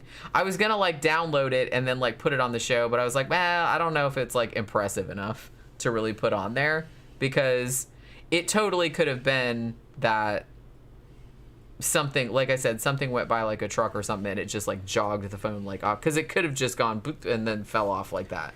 What's up, David? David June. He's just jumping. He was the one that was on my on my game stream today. Okay. Yeah, that's the guy that I was trying to remember. David June. But yeah, so I was curious enough to like check the video out, and I wasn't super impressed. It's weird, but it's not obviously paranormal. Like, I could think of a situation where that might have just happened on its own, but it really seemed to have done the rounds on YouTube of people saying like, oh my god, it's poltergeist activity, which it very well could have been. But I mean, it scared her for sure, because she was like, what the fuck, like, because this phone just like kind of popped off and then it fell. And it's like a, you know, it's like an old school like landline. It had the fucking, and it fell on the floor. So I don't know, it was weird, but not so weird that I thought that it was ghostly. You know what I'm saying? Yeah, Dave's asking about the shirt. It's Canon Studios, bro. If you want a Canon Studios, hit me up. All right. Depending on your size, if it's large or smaller, I can do it for $20. Larger than large, I can deliver it for about $30. So, extra large and above, $30. Super chat, I'll send you one. You can only get it from me, exclusive. Canon Studios, the best of the B movies, bro. They made some good movies too. Yeah, they were good. I always associate them with Chuck Norris because I feel like they made Superman 4. But yeah, they made Superman like 4, fucking all kinds of. Well, now didn't they make? We taled about it like a really good movie the other day that Canada Death made, Wish and I stuff. was surprised. Yeah, well, they did do the later Death Wish. Didn't they do? Didn't Cannon do the one with the naked fucking space vampire chick? Life Force. Life Force, wasn't that Cannon? Oh, might have been. I think it might have been Cannon. Toby Hooper, yeah. Yeah. Yeah, but he was under contract to them for a little while. They might have done Invaders from Mars too. Now I'm thinking. I got Cannon. I got Coral Co. Another studio. Carol Co. Yeah. Yeah, that shirt did come out nice. I think. Came out good. I got a muscle shirt version of this. I wear it to the fucking biker bar and up there like that and shit. And those bitches fucking clear out of the way. It says Cannon. And you see them guns coming. And they're like, yeah, okay, bro, you got this. That's how that shit works. That's how that shit works. It's like fucking out of fucking. Don't make me talk shit. Okay, don't make me talk. Why not? It's okay, all right. It's just. That's all you do is talk shit. I pull up on my fucking bike and shit, fucking jump out and go into the fucking biker bar, fucking McCannon shirt on, McCannon muscle shirt on. You didn't go to the biker bar today. Usually you go on Wednesdays. Low on cash. We gotta fucking wait till I was gonna say, I'm fucking broke, man. Trying to economize. I can't go anywhere. Y'all ain't giving enough super chats. And then I jump out like that. And it's just like fucking Terminator 2. They're playing Bad to the Bone and shit. Motherfuckers are backing up. My little 5'6" ass, they're fucking backing up. And he's like, I'm like, stand over, baby. What's up, baby? My little gorilla ass, and everybody's fucking waving and fucking saying what's up, and drinks are appearing. I'm famous there too. I got the shit. Are you gonna haunt the Oasis after you die? No, fuck the music. Kind of like the music. I'm trying to tie it back in. No. You'll sit on the bar. Oh, no, maybe you'll haunt the men's room. You'll probably haunt the ladies' room. I can only take the Oasis in fucking small doses. The too much country music being played there. That's what I'm saying. It's like you keep trying to like get me to go there because you told everybody there about me. Yeah, they want to meet you. All the biker girls want to meet you. I was just kind of like... They want to squeeze your boobs. They fucking love you, but she got some big-ass titties. That's fucking... Just call me Charmin. Yeah, she got some big-ass titties. I love her. Fucking... Y'all don't even know me. That's all I am to you. It's just fun and games. I thought about it, but I'm just kind of like, well... I don't know how long I could like just hang out there, because I kind of feel like, well, you know everybody there. Yeah. And so I'd mostly just be standing there like twiddling my thumbs. No, while George Thorogood played in the background. Yeah. And you yelled about testosterone. No, most people are drinking, and they're on devices. It's still the modern world. And then there's a jukebox. I got the app for it, so I can. Don't give me control of the jukebox. Oh, no, man. I will fuck that shit up. Oh, I got Sisters of Mercy. They got all this shit. I was fucking playing Joy Division. I'm going to run all y'all bitches out of here. You can do that. Well, I started playing all that shit, and I says, what y'all girls want to hear? And one girl says, play The Cure, play Boys Don't Cry. And I says, okay, I can do that. I can do that. Yeah, old lady fucking wanted it. yeah, She was old. She was looking like 60. Play Well, Boys yeah, Don't that Cry. song is 'Cause old. That song's old. But she knew it. She goes, play Boys Don't Cry. She knew which way I was going. Yeah. She knew which way I was going. That's what I mean. Play Boys Don't Cry. So, okay, I did all that. So the girls like all the same shit we like. But the dudes are going to put fucking country. And sometimes I wonder, do the dudes really like that stuff, or do No, they want to? they don't know any better. Or either they don't know any better, or they're They don't know like, any well, maybe if I say that I like The Cure or something like that, Yeah, people they will don't think know any I'm better. gay. Well, they're old. That's what I'm they're saying. Old, they don't know any better. But during the day, it's all the barflies. So they all know each other. When I go there, it's all the barflies. So they know what's going on. One dude that fucking is there, he had a stroke. He could barely walk. That's my buddy.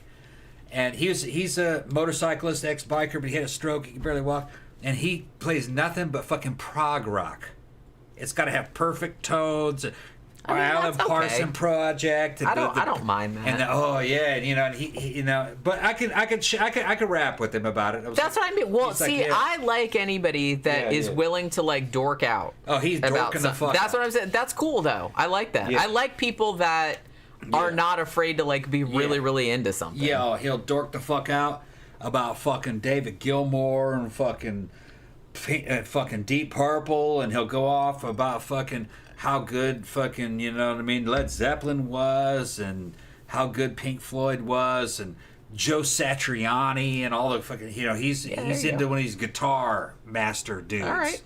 You know what See, I mean? I respect that. Now fuck him up, and I go, but I'm gonna play the Clash. He says, no, don't play that. And I'll fucking play London Calling or something. I'll play some fucking crass It's like, come on, man. British it's all shit. good. It's all fucking- good. And then I'll fucking, you know. all good. Yeah.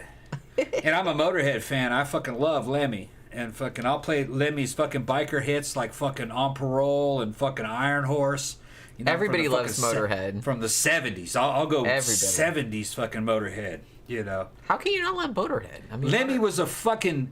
Motorhead He is so was a good. fucking ghetto genius, okay? He was a very wise man, intelligent. I like Lemmy. Motherfucker wear cut-off shorts, though. Crazy as shit. I got a picture of it. I don't understand it, you know what I mean? But he didn't know any better. Maybe he just thought his legs were super sexy and everybody needed to see them. Oh. Maybe he was doing a bikini car wash. Yeah. He moved to L.A., which is kind of where I came from, and he started hanging out in the Viper Room. They said that evidently Lemmy was a barfly at the Viper Room. They couldn't get him out of there. He was just constantly drunk at the fucking Viper. That's okay. I understand that. And which is the fucking California dive, but that's where he lived, and that's where all the rockers went. See, I don't. And I he know was that kinda- I know that people kind of like cast aspersions maybe on like people that are barflies and stuff like that, but some bars and clubs and stuff like that just have a thing. They have like a vibe, an atmosphere. Yeah. And you just kind of like, well, like I said, the old iBar had that. Yeah. It's like, man, I used to just fucking love to just go in there. Just the whole atmosphere of the place was cool. If you know what I'm talking about, people, fucking Motorhead, the lead singer's name is Lemmy Kilmister. Lemmy was a nickname. It meant let me have another cigarette. Everybody know that. Okay. No, not everybody knows that. He was British. He was a British kind of biker. But they didn't really have a big Harley scene in England. That was more of an American thing. And he really kind of made a better American than he did a Brit. He fit in real well here. Everybody loved him. And he would hang out up at the fucking Viper and read books about World War II tanks. He was a nerd. He loved tanks and bombers and World War II history and the machines. He's just a guy. He was a guy. He liked... That was... And there's a lot of good interviews with him and Phil Taylor or Filthy Animal Taylor, and how many times they'd steal each other's girlfriend and they'd laugh. Remember how fucking ridiculous and fucking... they were fucking funny. That was hilarious. They were very fucking funny. The relationship between those two is like very, very funny to me. It's very entertaining. But poor Lemmy died fairly recently, a couple years back, of cancer. And he had a son. He didn't know he had a son, but he found out later he had an American son. he got some groupie pregnant. She wanted to have Lemmy's baby, and she had Lemmy's that's baby what happens in when you secret. sling And the then dick fucking around. next thing you know, he shows up as an adult. Oh, by the way, my mom said that you're my dad. I mean, Tom Ross could have a kid out there. For all somewhere. I know, they're out there. They're probably in Brazil or Korea. But That's what I'm saying. that could be out there, you know. But Who knows? One of these days we might have some random motherfucker show Some up random Korean dude that shows looks like up. you. I'm like, what? Wouldn't that Okay. be funny if that happened? That'd be funny. That would be really Well, I mean, funny. even funnier if it was like a Korean girl. Yeah. And I was like, what? What's up, Dad? And I was like, I don't know you. But no, yeah, interesting character, fucking real good catalog. As great as David Bowie. It was just in a different direction. It was a different genre. Rock. Real hard rock, metal, biker type. Yeah, David June points out Lemmy died the same year as Bowie and Alan Rickman. It was Yeah. tough. I mean, Yeah, mini all of British- that happening in like fucking. Yeah. Lemmy was Yeah. sad, but it's like David Bowie's Yeah. dying. Like fuck me. up. Yeah, there were many Anglo-American legends died that year. And I don't usually get upset about celebrities dying because you know people Yeah. die and shit like that. But it's like when David Bowie died, I was a Yeah. mess. I was a mess. Those guys all lived full lives, though. I It was know, just their but time you was know. up. David June also says Tom has a mini me. Why not a little Tom? Yeah, I don't know, man. I keep don't know. wondering about. So like I said, it's possible, right? Yes, it's possible. It's possible. You know, There's no way of knowing. I just keep waiting for that. We to would happen. have found out by now. I mean, you would think. Yeah. What? I don't know. You never know. You never know. Maybe nobody knew about it until recently. We'll see. Well, I think that dude showed up on Lemmy's doorstep. He was in his 30s. That's what I'm saying. Yeah. So. And he says, by the way, my mom said that you're my dad. And we look kind of the same. And they did the test. He goes, yeah. Yeah. And fucking, what was cool about Lemmy is that Lemmy and his son became best friends. And it was later on in Lemmy's life. And Lemmy said the greatest thing he did in his life was to make this dude right there. He's pointing at his son. That kind of like choked me up. See, that's 'Cause he awesome. had that- yeah. Well, and the thing about it is that, and I kind of feel like this happens to a lot of guys, especially Yeah. guys that are in that, like, are rock stars and stuff like Yeah. that. I think they don't really understand. They don't understand that creation of life element. That's what I mean. So Yeah. I think it was probably better that his son, I mean, I'm sure it wasn't that great for the son, like when he was younger, maybe because he didn't have a father figure. I don't know. Like, I don't know if she had. He like, didn't somebody- know. That's what I mean. He didn't know So, who- but maybe it was kind of a thing that he found Lemmy at the time where Lemmy was older and he Yeah. was like mature enough to be like responsible, and the guy, he was an adult too, so they could kind Yeah. of come Well, together. they were in as, the like, bar bond. and that's what I mean. They were Yeah. two actual adults rather Yeah. than this Right. is like a little kid that I'm. And he was a responsible for. fan of the fucking Motorhead. He was a Right. Motorhead fan. He thought the music was great. He finds out that was his dad. His mom says, that was your dad. Fucking. So I imagine that was quite a cool reveal. Man, can you imagine? Yeah, Like if and- you didn't know your dad. Oh, by the way, Yeah. your dad's like one of the Yeah, coolest your dad, dudes ever. Yeah. Yeah. Not one of the best looking dudes ever, but he was one of the coolest dudes ever. Very wise man. Like I Very wise said, man. well, good looking doesn't matter if you're No. cool. You know what I mean? Cool Even- doesn't matter if Yeah. you're good looking or not. Yeah.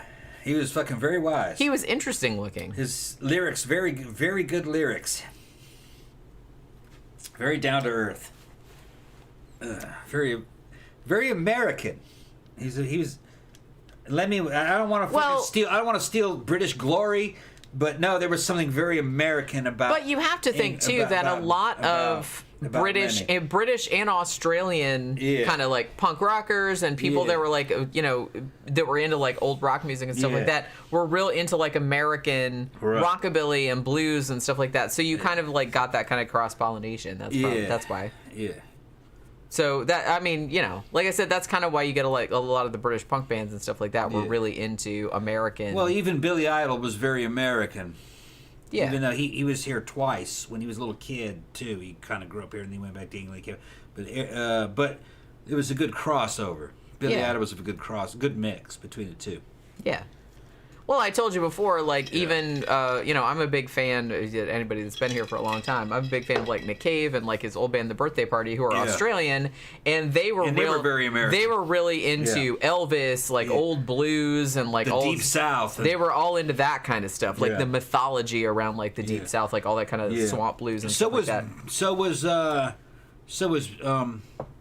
So was fucking Billy Idol. Yeah. He loved. Well, a lot of punks were really into like old, like 50s rockabilly, Elvis, and they were all into that kind of stuff. Yeah. Mm-hmm. Although they're glorifying a little bit, it wasn't that cool. No, but I mean, filtered through another culture. Yeah. Like, yeah, the it truth can seem behind cooler. it was is that the really cool fucking people of the deep south, the really cool white guys, were cool, but they left. Yeah. They didn't stay in the south in their lifetime. They would move to other places because it was the south was kind of limiting. Well, you couldn't really do if everything. you wanted to be like a rock star. You had to go can't- somewhere else. Yeah. Right. I mean, if you wanted to be like a country music star, you could maybe go to like fucking Even they would have to leave Nashville, but Nashville and fucking. you couldn't stay in Right. butt fuck Atlanta. Mississippi. Yeah, yeah, Atlanta. you'd have to go to like Atlanta. You'd have to go to big Yeah. city because that's just where the shit's happening. Atlanta is the southern version of New York. It's that's our version of New York. Atlanta. My sister lives there. Right. Now. Right. Atlanta was always had cool shit in it. It was big for the South. I've only been to Atlanta like one time in my whole entire life. Yeah. It's a massive, massive place. Yeah. Like I said, my sister lives there now. She's lived all over the country, but she lives in Atlanta now. She's coming down in early October. Okay.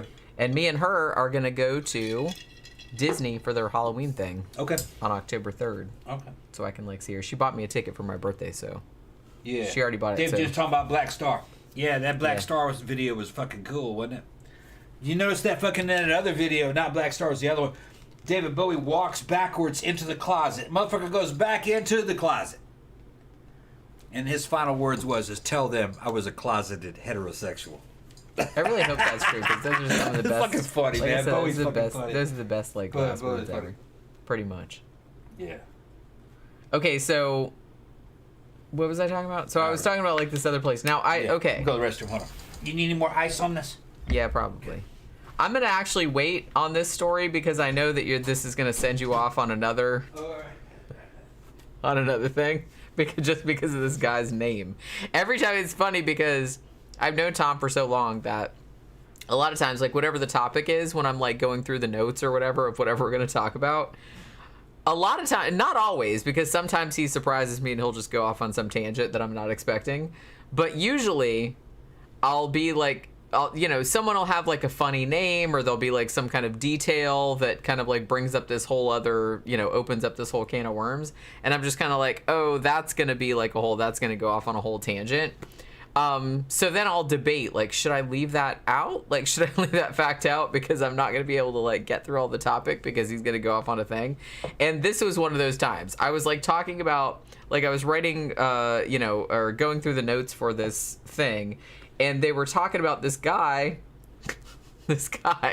like in the history of this place. And I was like, that can't be that guy's real name. I'm like, oh my God, if I say that out loud, I'm never going to be able to finish this show because he's just going to go off on a thing.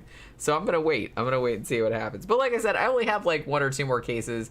And as I said, I'm not really all that concerned whether I get to all of them or not because I don't know. I kind of figured this show, I was just kind of like, whatever. I'm just like being casual about it. So I'm not worried about it. But I don't know. Should I say it? It's John Cock. That's the dude's name. And but I'm gonna wait till he comes back, and then I'm gonna tell him what it is. But yeah. So like I said, I looked up this very famous. I don't know if it's very famous, but it was like a CCTV thing that happened at the Jamaica Inn with this whole like supposed poltergeist activity with the phone coming off, and it's weird, but. I don't know. Like I said, it didn't really seem... I was just like, that could have just, like, rattled off of there. I'm not really that impressed by it, but okay, whatever. It's weird, but it's not that weird. So, whether this team... I don't know. This paranormal team that are investigating this place, apparently full-time. I don't know if they work there full-time or whatever. So, the main guy... Did you forget my drink? Yeah, I forgot your drink. This one right here. Okay. He goes in the other room, and then he comes back, and he's like, I just pushed it down, and you forgot about it? Yeah. Left it on the David June said wearing a wig tonight. Yeah, I'm pretty much always wearing a wig on the show. They're just like different colors. This is my favorite one, but Dick Steele. Yeah. So this paranormal team, the guy that runs it is called Colin, right? So he says he's been doing this investigation in the stable at the Jamaica Inn. And he said that he suddenly felt like his whole body had, like, caught on fire. Had, like, prickly heat, all that kind of stuff. And so he had to, like, run outside. And he said, this is one that we put down to a ghost that we call the Blacksmith. Now, this blacksmith, this is what I was waiting for. The blacksmith is named John Cock. What? John Cock. Okay. John Cock.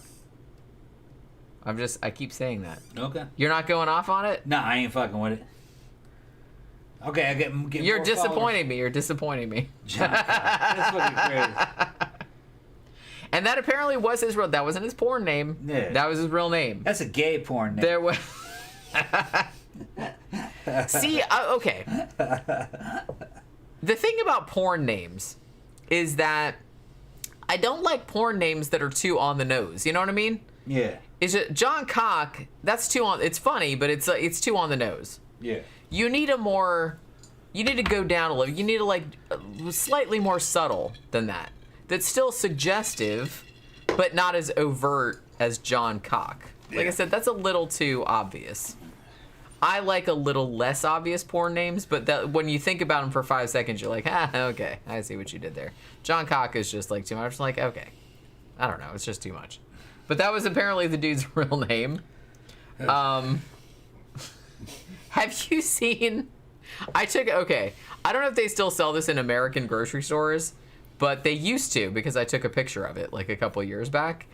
They have this. It's a soup mix, and it comes in like a little packet, and it just says "cock" really big on it. And I was just like walking through the grocery store, like looking for something else, and I just saw that. I'm like, "What?" And I took a picture. I was like, "That's a real thing." And apparently because there's a thing in the UK. I think it's called cockaliki soup. It doesn't have anything to do with dicks or anything. I don't think. But Cockaliki? Cockaliki. Yeah, the leaky cock. So, I know, it's just, I was like, There's a fucking guy. that really does not sound all that appetizing, I have to say. There's this little Chicano goth chick from California that I subscribe to, or not subscribed to, I friended on Facebook, and she posted a photograph one time of a purse, and on the side of the purse it said, I love cock. With a heart, I heart cock. All right. That she just posted that. I don't have any idea what it meant. I mean, I just posted that. I don't think that I would be going out with a purse like that. Yeah, I mean, you can get in trouble with it. That's what I'm saying. Yeah. I'm not going to tempt fate I don't know in that exactly way. what the purse talked about, but she posted it. And just something she saw. I don't know. That's just, if you want to have that, then that's fine. Like, that's cute and everything, but it's like, I don't think I would ever take that anywhere. I don't know what it was referring to. I mean, it was referring to something else. I'm just saying, in my experience, that's just like, that's... Yeah. I don't think that's a good idea. I think it's supposed to be cheeky, yeah. Because I think people are going to get some ideas. Yeah, she took a picture and they're going to be bad ideas. She took a picture and posted it. Well, I don't know. I don't know if that's what this soup mix was. This soup mix was suggesting something. Yeah. But the fact that it just said cock really big, and I was just kind of like, okay. But I guess it was that. Yeah. But it got my attention, so I guess they named it correctly. But so this place, so this dude, his real name was John Cock, right? And because it's in the records and everything. And he was a blacksmith, and he lived there in 1861. And in 1881, the census also showed that he had a son who he named the same thing. So it was John Cock Jr. Yeah. This is 1881? Little Cock. They didn't know any different. They didn't know what they were talking about. Well, now, okay. How long has the word cock been a euphemism? I don't even think it's not a euphemism. It's a slang term. How long has it been that? I don't know. Now I'm kind of curious. Well, I'm kind of curious about etymology. It had to have not have meant that back then. Or maybe it did, and everyone was like, like maybe even back then. That. Well, because hey, when I was in elementary school, I went to school with this girl, and her mom's name was Lovely Butts. Damn. It was. That was That's her fucking name. funny. I can't remember what the little girl's name was. It was obviously her last name was Butts too, but she just had a normal first name. Yeah. But her mom's name was Lovely Butts, and I was just kind of like, God damn it! Do her parents fucking hate her or what? It's bad enough that that's your last name. It's crazy. 'Cause I you're would never- change that name. God damn it! Can you imagine? I just can't imagine. At least I had like at least a kind of normal name, but geez. Ridiculous. And why would you do that to your child? I don't know. If your last name is Butts, I would change that. It's ridiculous. Living in an English speaker, why would you want that to be your last name? And then, let's name them Lovely Butts. You know, what the fuck? Honestly, I can't really think of much worse than that, other than like Jiggly Butts or Jiggly Butts or something. But Lovely Butts, that's terrible. And I don't know why I still remember that, because that was like I was in elementary school, I think, or maybe junior high. So yeah, John Cock. I got like totally sidetracked by that.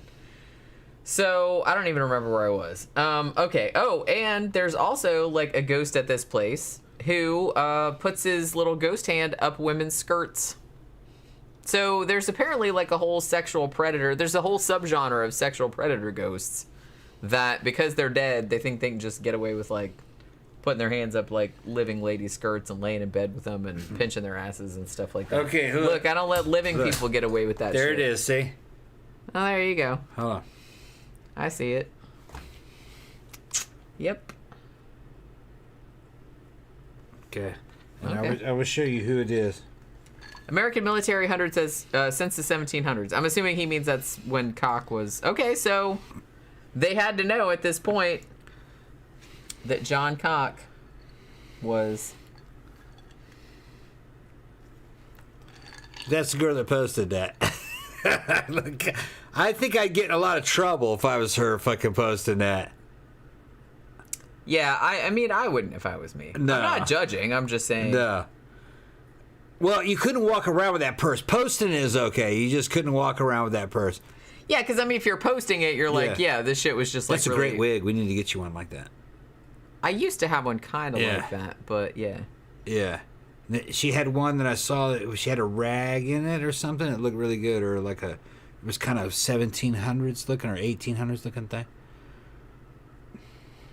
There, that's the one I'm talking about. Look at that wig with the glasses. Yeah, I know. We got to get you one like that. Yeah, Jake says kind of like the ghost from The Entity. Yeah. Yeah, like fucking rapey ghosts. God damn it. And they can get away with it, too. They're not even going to go to jail. No. I guess that's why. They're like, hey, I couldn't, like, fucking do what I wanted to do when I was alive. So now that I'm dead, I can, like, do all this other kind of stuff. So, yeah, other than, like, John Cock... I'm just going to keep saying that. Hilarious. I'm going to get demonetized. Yeah. That's okay. It's a word. I could be talking about a rooster. They don't know. So yeah. So he was the blacksmith. But I think there's, like, another ghost there that's this big dude and kind of, like, cranky.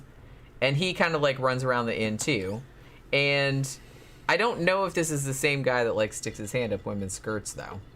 And one of the ladies that's on the paranormal team, she says that this one particular ghost, the big cranky one, he said, he was probably the ghost of somebody that was there like around the 1750s.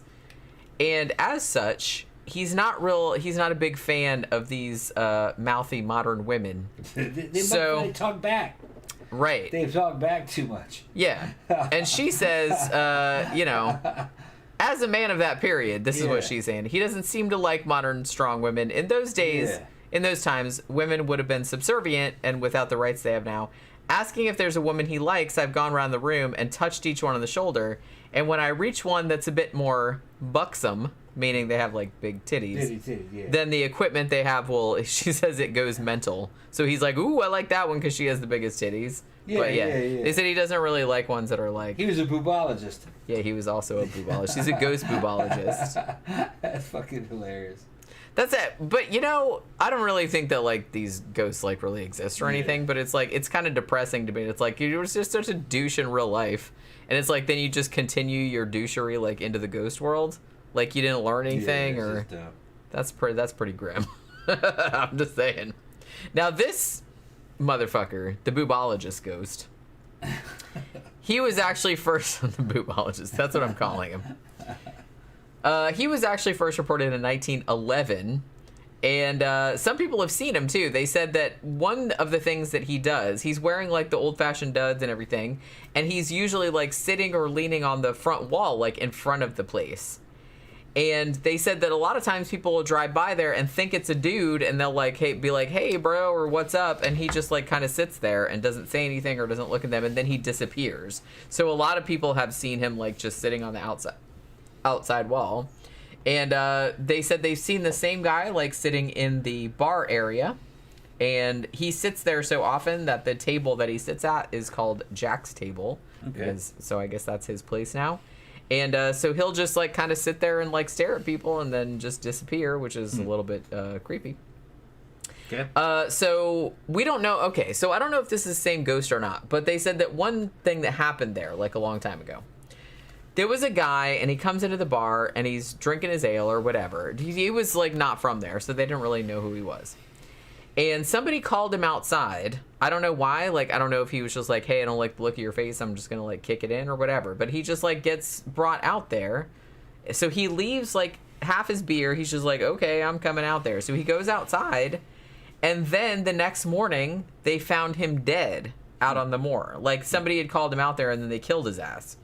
Now, they don't really know who killed him, though. But they just, like, found his body on the moor.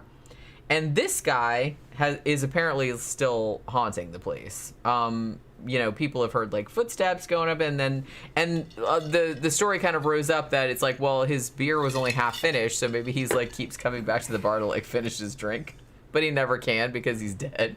So there's that kind of thing. So that might be like the guy that they're seeing. I don't know.